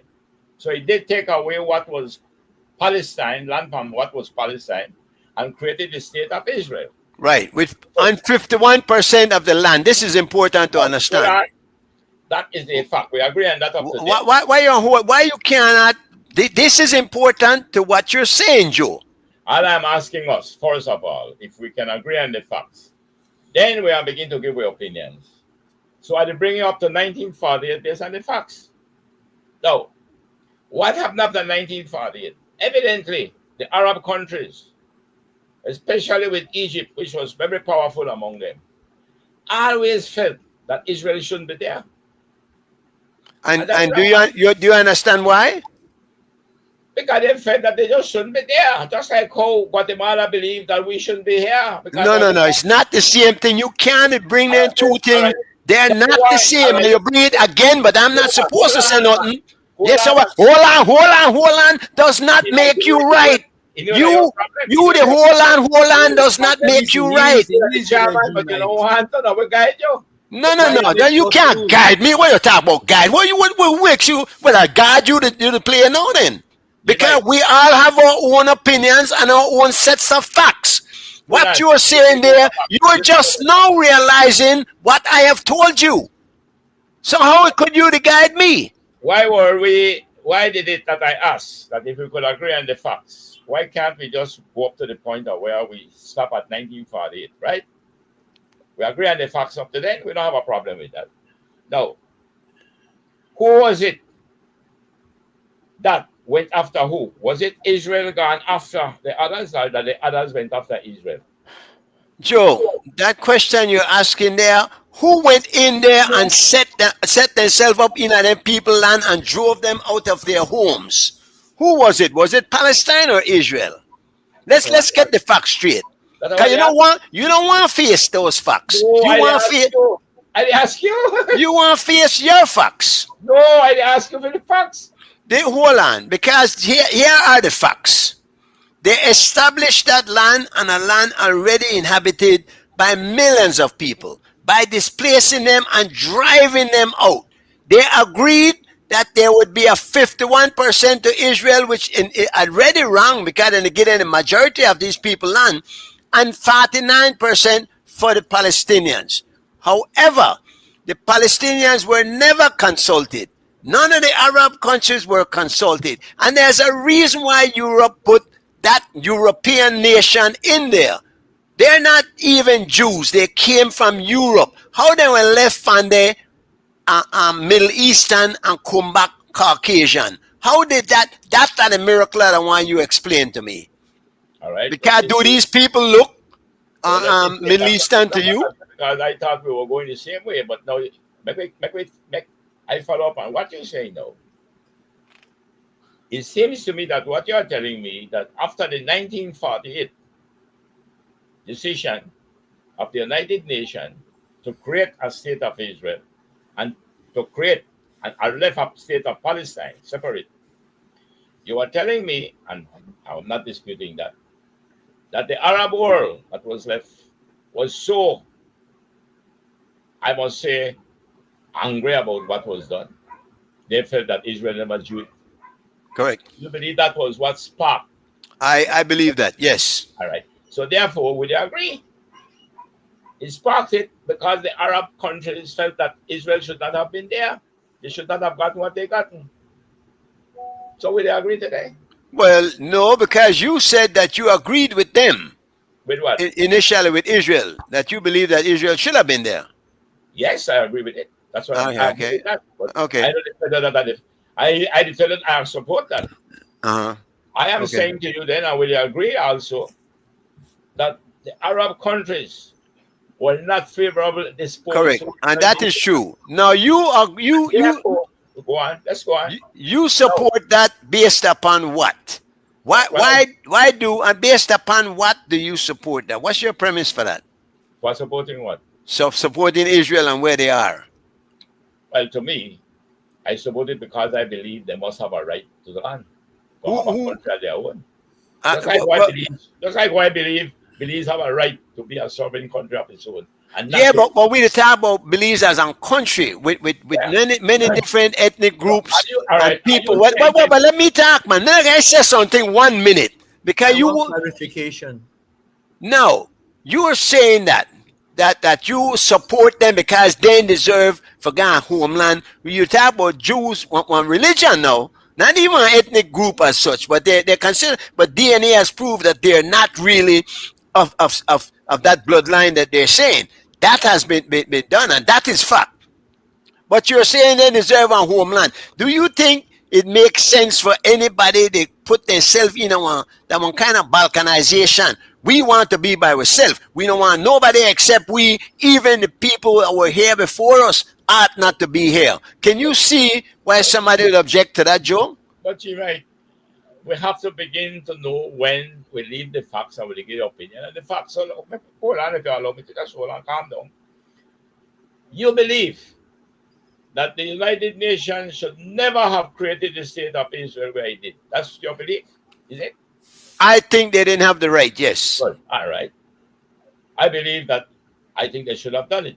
So we differ there, but the fact is that they did it, right? But no. But what would they differ upon? And this is where you know what? Because you don't listen to nothing. You wait till a person don't talk so that you could continue to say what you mean to say. The thing is that I'm trying to get from you. What I'm trying to get from you is why you think it was okay to do what they did. Even let me repeat it for you. Uh-huh. And I will ask Mr. Spooner to come in now. You are of the view that but not say where I am off no view, man. Say what you are of the view. Go ahead, Spooner, you talk. Because well, no, I'm listening to Joe. I want to hear what Joe has to say too, but I would want to know what is the justification for the state of Israel.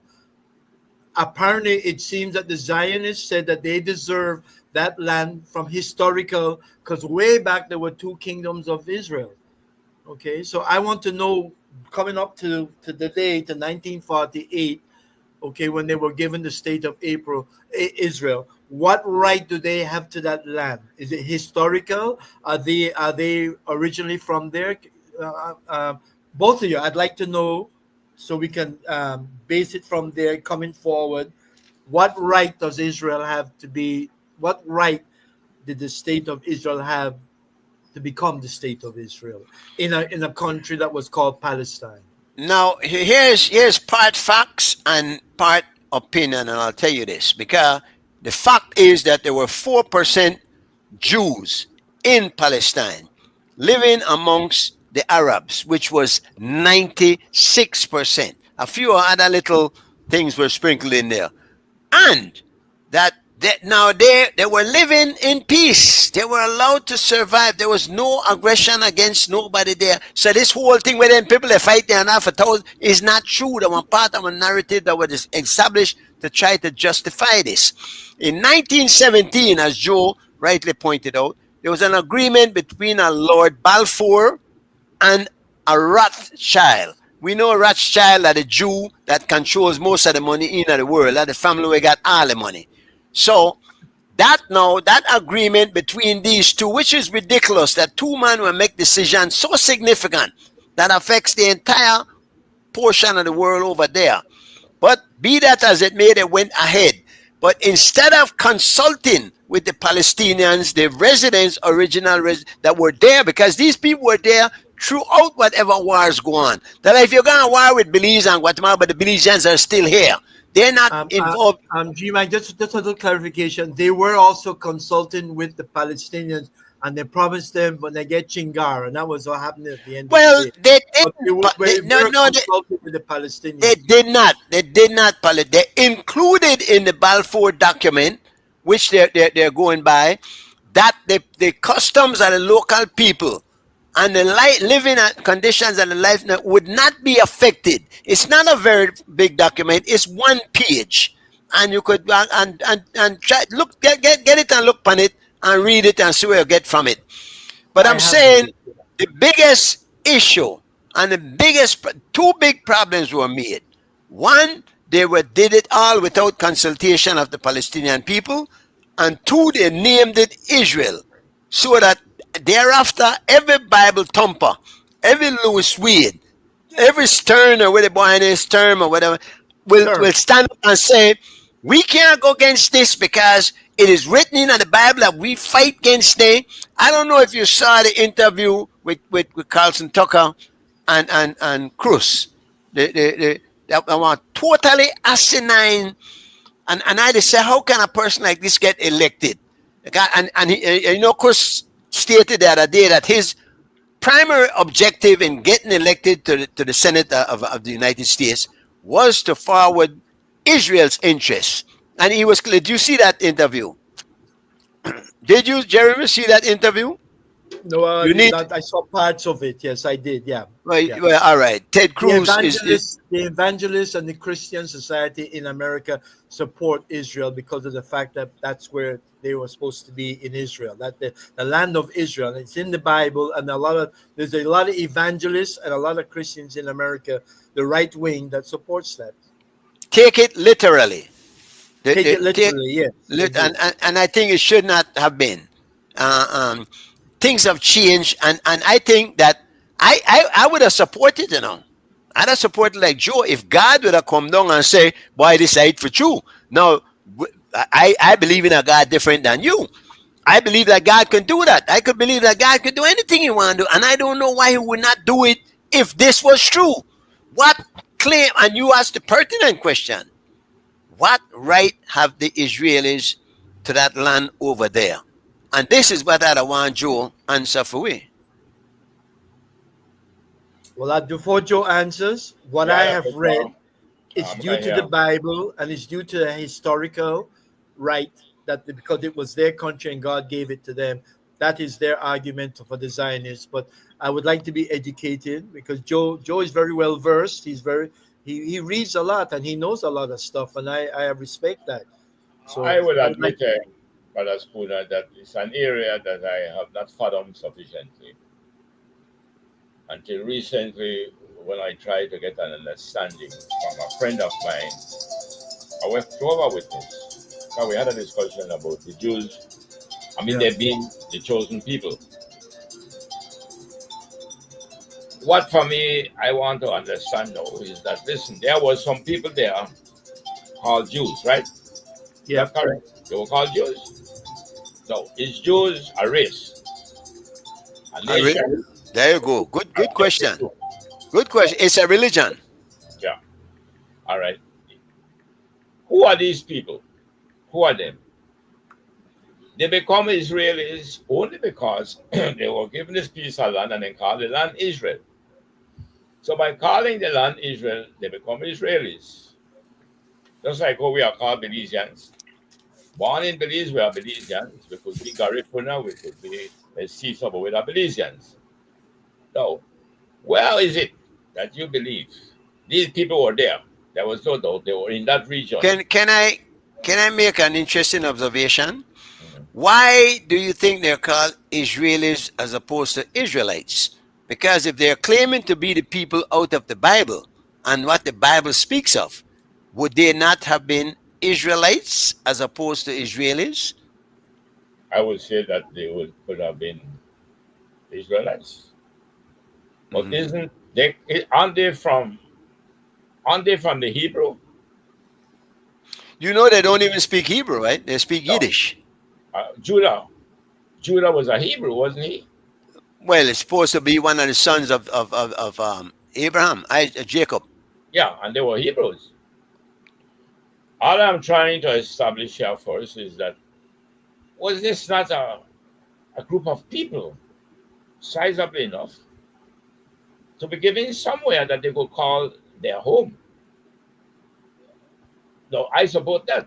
But they were never together as such, man. They were together in religion, but not in geographical location. They were all over the world. What's the pop? Oh, so therefore there was never they never had a homeland. They No, were wandering all over the world. exactly. That's what it was. And in fact, if you go by the same Bible, it was that they were done. That God did that, and that He was going to bring them back together when Jesus returned. The interesting thing is that they don't believe that Jesus ever came. They don't. So the one funny thing with the deal with you, there's too many complications in the whole story for us to accept that as fact, as you say.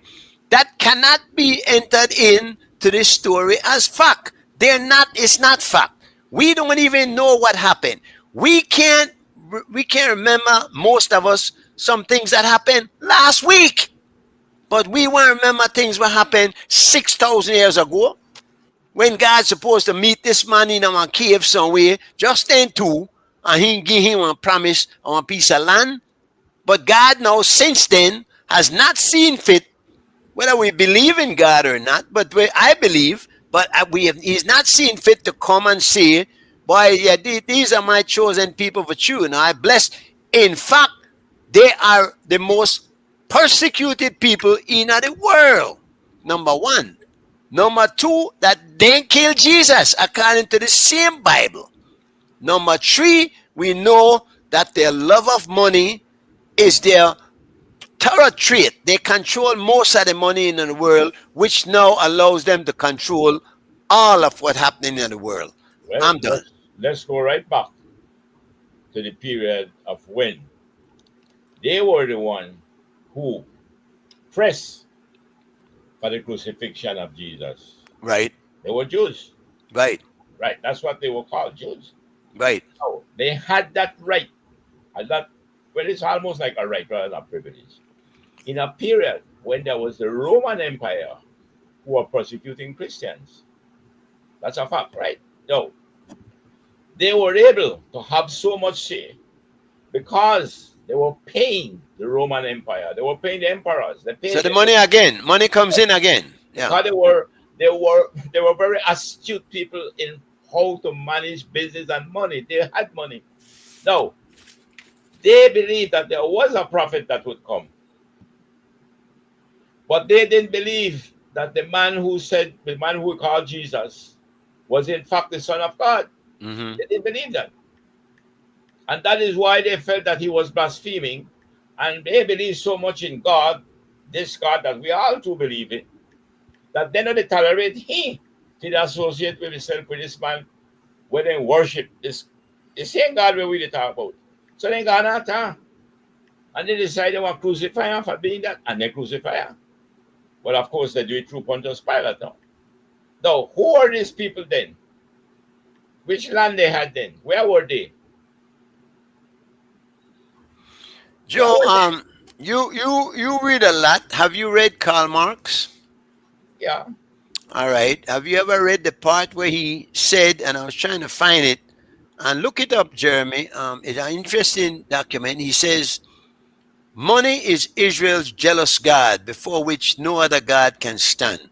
This was Karl Marx, who was himself a Jew.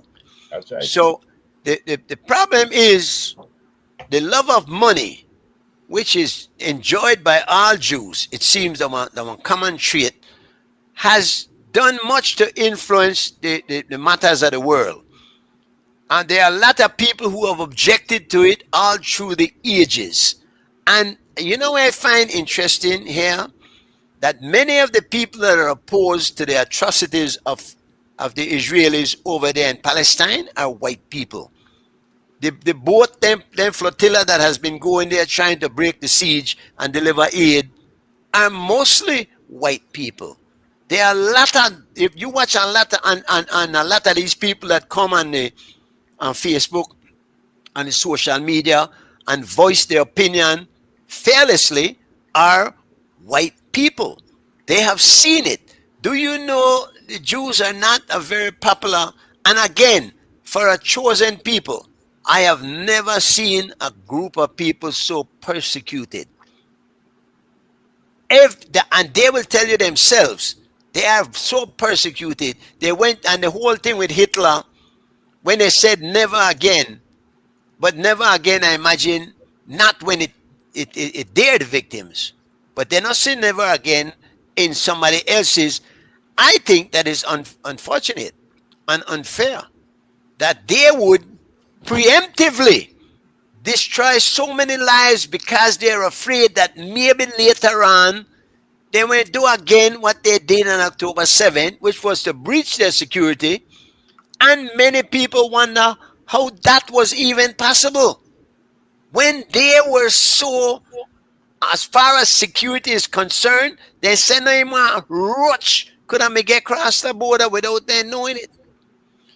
They said that part of the reasons why this boy Charlie Kirk got in trouble was because, and I saw part of that interview where he said that Israel, the whole from the border to Israel, only 45 miles, and how come it took them 7 hours to respond to what was going on in that little village by the edge of the border there.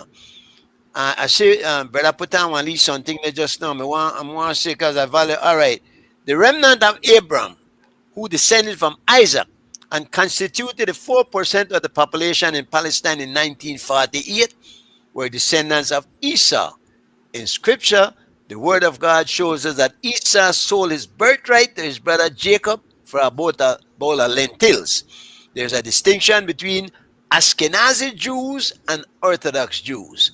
The only thing they share is the belief that they are rightful heirs of God's covenant, when in fact they were complicit in the crucifixion of Christ. Now, this right here, Jehoshua, that is facts, Joe. Yeah, I agree. Right? Now the whole thing with and I've read that extensively too. Esau, the thing was, I don't think he sell it for a bowl. He put on one because one was red and hairy all over, which was supposed to be the one to inherit the birthright. When Jacob put on one wolf sheep, one wolf skin by hand, when he gone, I forget the blessing. I and this is opinion, I think that blessing was in fact a curse, which is why the black man had to go into slavery for 400 years, because they said the elder would serve the younger. In other words, one man may serve the next one, and that might have been the whole reason behind why God allowed slavery to be. And one, through his trickery and deceit, got on his, but that part of it, what we'd have to go and do our own reading on that. It is right there in the Bible, though I do not believe that everything in the Bible is either truly stated or a statement of truth. There are some things in there that can guide us, that certainly make sense, and that adds to our roadmap as we maneuver through this thing called life, which you talk about complicated. Life is complicated. We've talked about this Israel-Palestine thing there for quite a while now, previously too. What is the solution, do you think, then, with this my point? plan? I think, to give back Israel to the I stated it Palestinians, would that be the solution? I stated it before and on several occasions. Yeah. I think the solution would be a one state, a state of Palestine, as a member of the United Nations, with the Israelis that are living there allowed to stay there. And even if they stay in and they only, but it would not be a state of Israel. It would be a state with a province within, like how you got, of course, Ontario and other thing in Canada.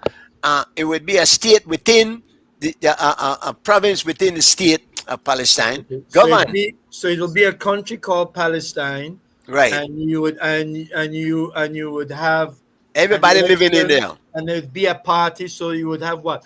You'd have a Palestinian party, a Israeli party. The people vote. Whoever gets in will rule this country called Palestine. Exactly. You think that is feasible? You think, or you don't? No, I'm asking you. Do you think it's feasible? Feasible or not? I mean, what is feasible? I think it's possible. Anything is possible. And if we're really looking for a solution, because at this point, I don't know that the two state can work. Not in a way that land is divided. Do you know that now the Palestinians only are able to occupy 22% of the land? Right now we have a two-state, right? The two-state would be West Bank and Gaza, right? And Israel. Well, no. Well, if you're going to call that, did you know that Gaza and the West Bank aren't even close together? So they're divided by Israel. Yeah. So that can't really be one state as it is. That would be kind of really terrible and difficult to manage. So I don't think that's the solution. The solution has to be a one state. Yeah, but I think the question Jeremy asked is whether it's feasible. And your answer, well, it's possible. But to me, that's a difference. I don't see it possible, but I see it maybe feasible to two states. But I don't see one state. I don't see how today. What's the population of Israel? Look at they're both. They have about 10 million people a piece. They're equal between the two of them now. Right. Now, let's say in population they are both equal. In terms of economic development, infrastructure, jobs, ingenuity, technology, Israel is way ahead. But you can see why, can't you? No, we're not worried about why. The fact is, I mean, you're not worried about why. You have to worry about why. I'm saying to you, Mr. Chairman. Because that's a part of the reason. Mr. Chairman, I'm saying to you that try to imagine.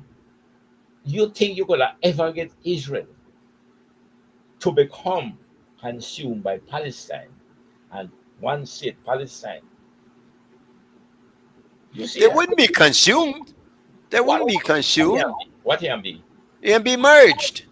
Merged. Merged. M-E-R-G-E-D. Merged. Yes, merged. Now, when they merge, right? What Palestine has, what Israel have, will belong to Israeli state. Whatever is in that state belongs to the state of Palestine and was shared equally amongst all the people. No, come on. Why would you laugh? Because to me that is extremely ridiculous. But how was it not ridiculous for Israel to move in there and establish a colony within that state? Well, how is that not ridiculous? And you supported that, you say. No, what I'm saying to you is that was then. You believe. Wait, hold on. Oh. Do you know Do you know? And we should all know Israel is a surrogate of the United States. Well, there you go now. So they talk about Hold something on. else. And not even Hold on. sorry. Hold I don't on. want Hold it. I don't want it on. that the US stand on the house. No whole lot, nothing. I can speak to man. And you can wait until I speak, just as I wait until you speak. Let us finish, man. Mike, you have to chill a little bit, boy. Just chill. Let us finish the point. Then you're coming My back. boy, I'm a curse bad word. Hello. I am Let me saying talk to about you that Israel is a surrogate.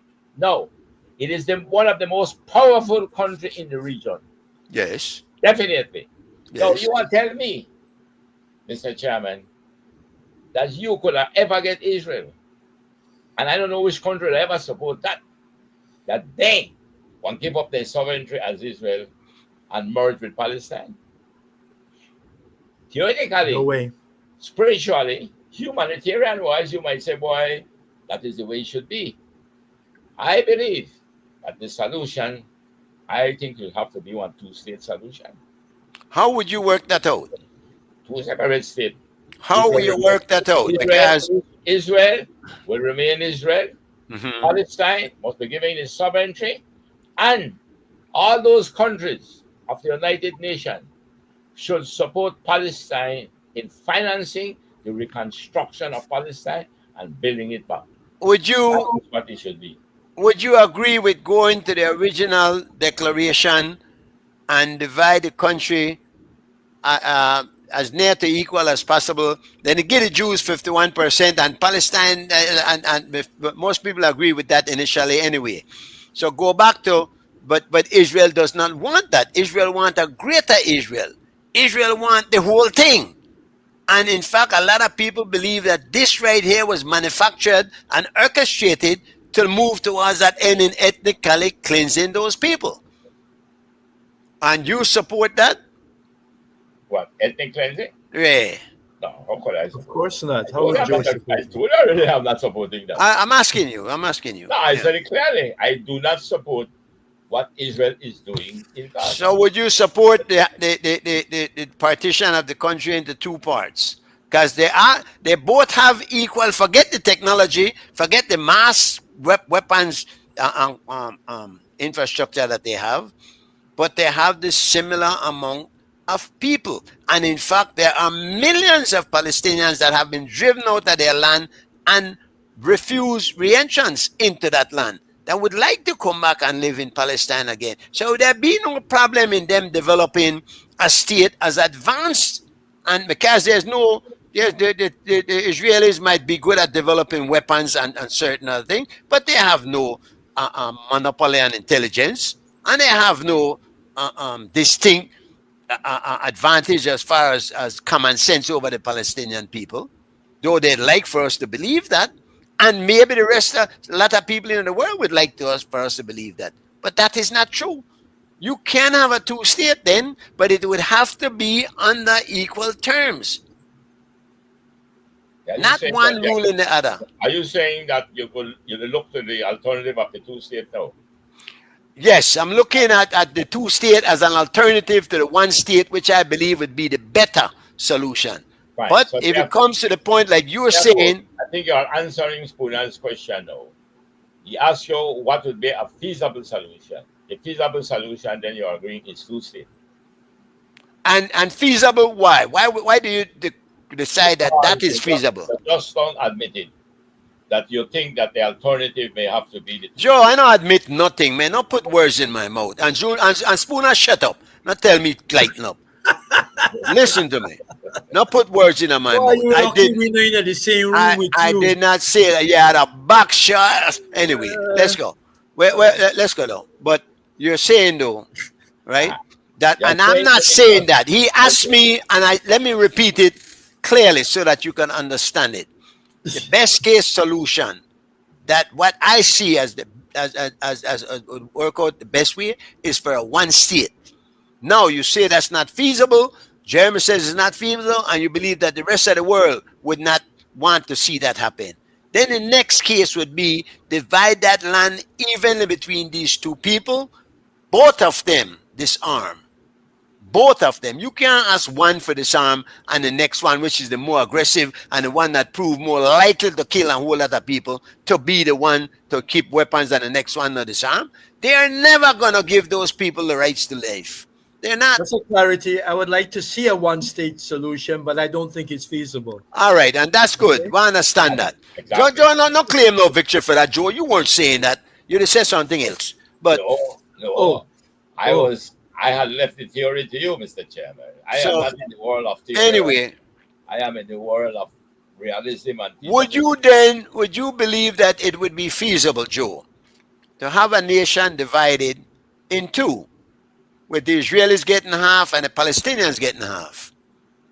But what half you going to give Palestine? Because they, It don't matter. He says, in modern times, the term Palestine often refers to territories that were occupied by Israel in 1967 war, which is the West Bank, Gaza Strip, and East Jerusalem. Right, which they're pretty much still occupying. Are you going to fight up and divide that all up? I don't know. It has to be one state, and reality ideal would be that they could come together and both of them rule by election, just like you were saying, like America is made up of different states and so on. I feel vindicated in you. Yes, because you're coming around to the point that I was making. Whether it's possible, whether it's likely, is a different matter. But when you ask me what I think would be so, is that not what I recommended? And so now you're saying that you would see that as feasible? What I think the world would like to see a one state, but like me and Joe are saying, is that we don't think it's feasible, and I just don't think it because can the work. Israelis would not allow it. I think both of them won't allow it. But I don't know. I don't know if they wouldn't. I think they would. They would. It would have to. They would. The Palestinians would allow it. The Jews are not going to give up what they have. Or But the there you Israelis. go. Let's not call Yeah, them Jews. exactly, Let's call them exactly, Israelis. They're not going to exactly. give up what they have. Exactly. And they So can't trust the Palestinians. Okay. well, you can't trust the Jews either. No, we know what the Jews are. All right. So let's I have see. to call them Israelis, okay? But they're not Jews. It just happens that Jews are Israelis. Correct. Yeah, okay. Because What let's- about if they were to agree that whatever Israel had conquered through war must go back? In other words, And that would be what, Joe? That would be what the West Bank, Gaza, and Jerusalem, East Jerusalem. the pre 1967 borders. Yeah, if they were to say, listen, we are advocating, the world they advocate now, the big powers are under them. The best way to settle this thing, let's go back to the territorial integrity based on the pre 1967 war.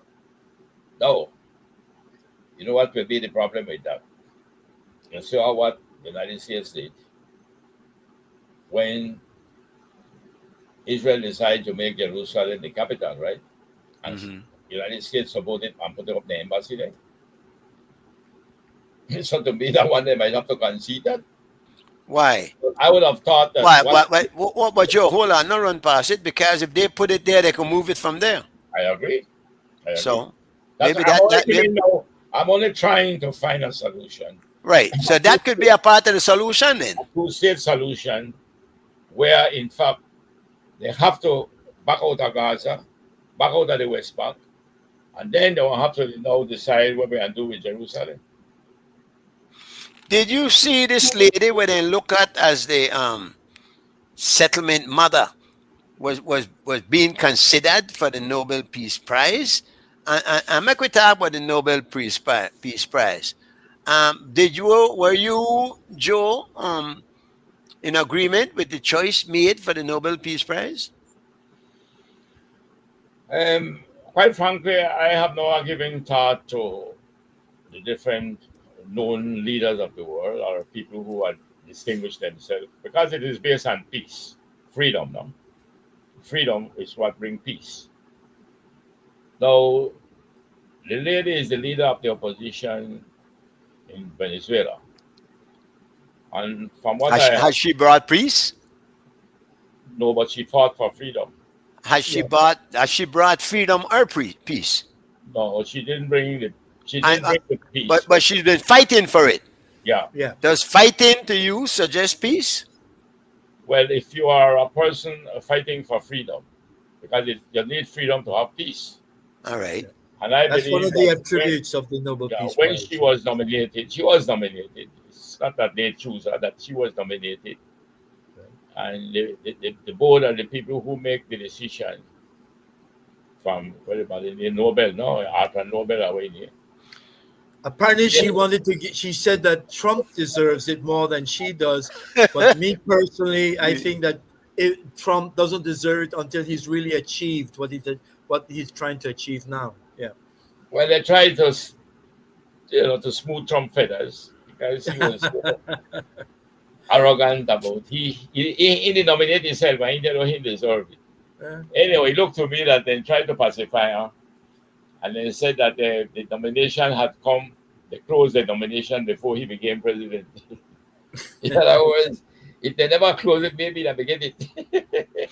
A big joke, and I Anyhow, think just the name of that award and the and now funny thing though, because the guy who's named after Nobel, Alfred Nobel, Alfred Nobel, that's is right. the man who invented dynamite and the bomb, Well, a couple of he bombs was and very rich from the sales Very rich. of arms. weapons. That's the irony of it. Arms. So that one irony. Interesting. What about the factory of arms? Yeah. Interesting. And by the things where this world will make you say, no. That one situation, boy, where I don't know how we solve it. Anyway, we got a couple other quick things before we go. And we're running out of time. Oscar Rosado's killer files appeal. You remember Oscar Rosado, the guy from Yes, I did. Cemetery, I watched it. Yeah. Four and his people. son, and his son is now saying they went and testified and identified the killers. Yeah, I don't see how that can do. How I don't see how they're defending that. How they're appealing that. How do you grant an appeal in that? I mean, and it's so, and we get to the point of procedure, Yeah. And I've said this for a long time that it's ridiculous. A policeman come and put on the handcuff on the right hand instead of the left, and they could question that as to whether that is proper Yeah. procedure. It makes no sense. Yeah. Let's look at a crime was committed. The We have enough evidence. Yes, the wife witnessed it and the son. They witnessed it, identified them. Yes. So now you want to let them out, try this case over again at a huge expense, but now you're going to put these two people's lives in jeopardy because once they're erased and the witness is not there anymore, it's a different case. Yeah. So And who's the lawyer? Who's the lawyer bringing the appeal? No, ask me. I'm not sure. Okay. No. That is why Urson Picard or that Urson not Picard. Urson, what he name? Urson Ellerton. Yeah. Yeah. Yeah. I read some comments that say he's never won a case, so he now win this one. Isn't he also under suspicion himself? Yeah, I don't understand that either. There's so much things against his body, and he's still in practice. Yeah. That's like if Salgado would come out and go back to practice law. Yeah, man. Right? I believe sometimes just it's not a normal place. Boy, we could make a movie about it. Call it Peyton Place. It's not a normal place. It's not a normal place, guys. I feel sorry for Mr. Rosado and his mother. Horrific. I do, and these are people who have yet kept that business going, and are decent citizens as far as we can see. You can't swear for them, but I don't know that. I know them personally. I know Oscar personally as a good friend. He was a good PUP. He was a candidate for PUP and a very nice fellow. Yeah, the son was ran for candidate. And the father and the mother were two pleasant persons. It was very touching to see how they just killed that man. They were cruel. We have to condemn this, man, and do what we can to stop it, as opposed to focus in on this procedure, this stringent assurance that everything is done right, or we have to throw everything out of the window. That to me makes no sense. I mean, are we want justice, or do we want some kind of sanitized procedure of justice? Let us find out. No, I don't agree with it at all. I think that's a sad thing. I see a policeman was shot in uniform. A policeman though who, as far as I remember, he has had some things in his past.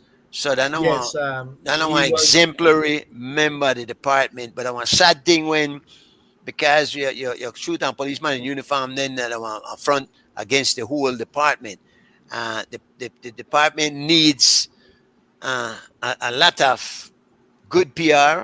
They need good transparency, credibility, and unfortunately, I don't know that they're going in that direction, and it's sad because this country needs, and we have to realize that the police department is there for us. Yeah, When you're in a trouble, there's nothing you want to see more than a flashing light and a sign police.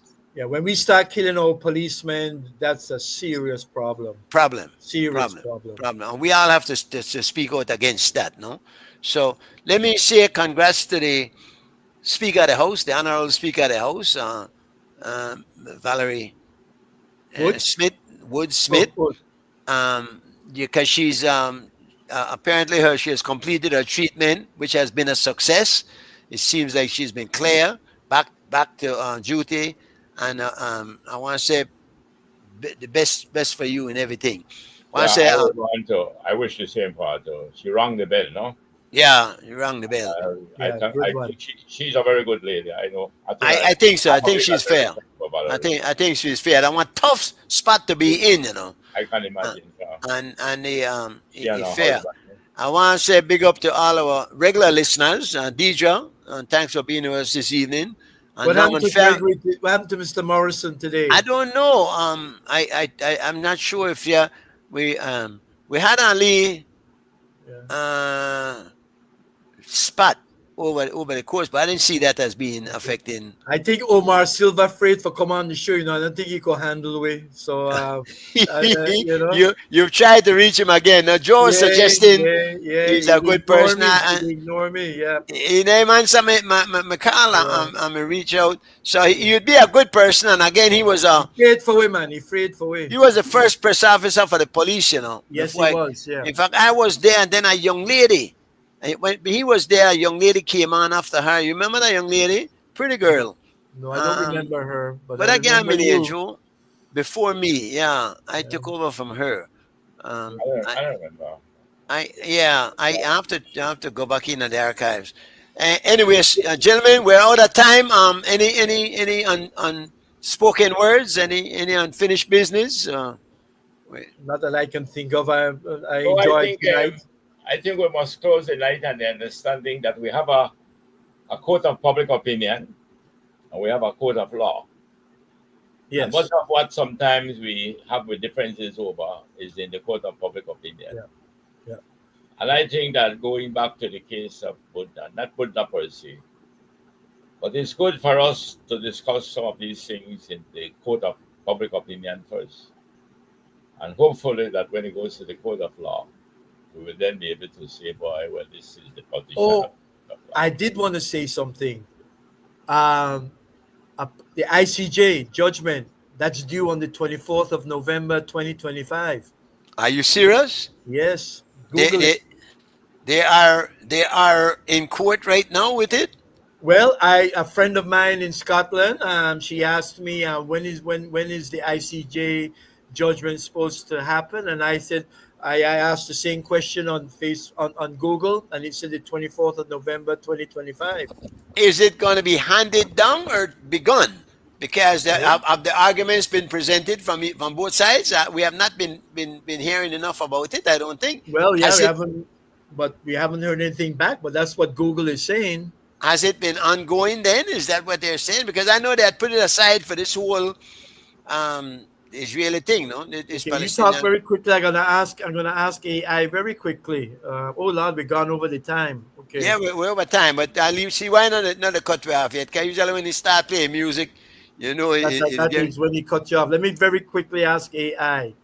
Okay, just hold you and Joe talk a little bit. Yeah. You going with this AI thing again? I love my AI. Yes. Obviously.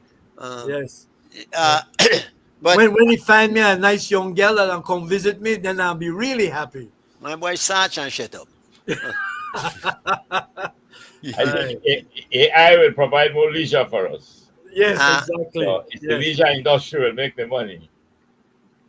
I don't think it will ever replace human intelligence, though. But intelligence is not the right word. Human discretion and sense of reasoning. I don't think you have a. And as much as we think we're going to build something we could take over, I don't think so. Again, the basic garbage in, garbage out. What you put in is what you get out of it. So we're putting a lot into AI, and AI and the whole algorithm that goes with the search engines and what's not. Amazing. We can't say they certainly have a lot more memory than we do. But I don't think will it be able to go back beyond where we started it from, or and give a whole. The sense I get from it is that the more data you can accumulate, the more you'll be able to manipulate certain things, like being on the assembly line, playing chess, and things like that. When I did the Google search this morning, it said the 24th November 2025, but now AI is saying the International Court of Justice is expected to deliver a judgment on the territorial dispute between Guatemala and Belize, but a specific date hasn't been announced yet. Prime Minister John Briceño mentioned that it's likely the court will deliver its judgment before the end of this term. Or I mean, here before the end of the year, yeah. So, but Yeah, maybe the next one, you never know. Could be any time in the Yeah. Anyway, gentlemen, thank you very much once again. We'll see you next week, same time, same place. See why we're done here. Reid with a Creole, but we no normal. With a coffee and we royal. I am a royal coffee. My style sticky like taffy. We coulda holla say me ugly, but a lone pretty girl stay to chase me. Royal coffee and my style sticky like taffy. How could you call me ugly when a lone pretty girl stay to chase me? Minor, tell you things we make you catch feelings. Your mere existence you want left to examine. Ebenezer me gone, me know for the squeeze dumpling. Believe woman sweet like stew pumpkin. See me, but you don't know me. Confident, say that me bossy. Inquisitive, you call me nosy. Defend me rights, holler at me chancy. Me know this show no mercy. We don't take no back chat from nobody. You know have feel like me, but you must respect me. Tell this more. I am a royal coffee. My style sticky like taffy. We coulda holla say me ugly, but a lone pretty girl stay to chase me. Me cool and deadly. Machine gun Kelly.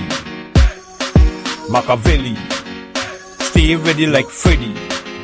We have woman plenty. Woman the city, woman the country. You coulda act like you no want believe me. Ask the white, that me bally. I am a royal coffee. My style sticky like taffy. We coulda holla say me ugly, but a lone pretty girl stay to chase me. Royal coffee, and my style sticky like taffy. How could you call me ugly when a lone pretty girl stay to chase me?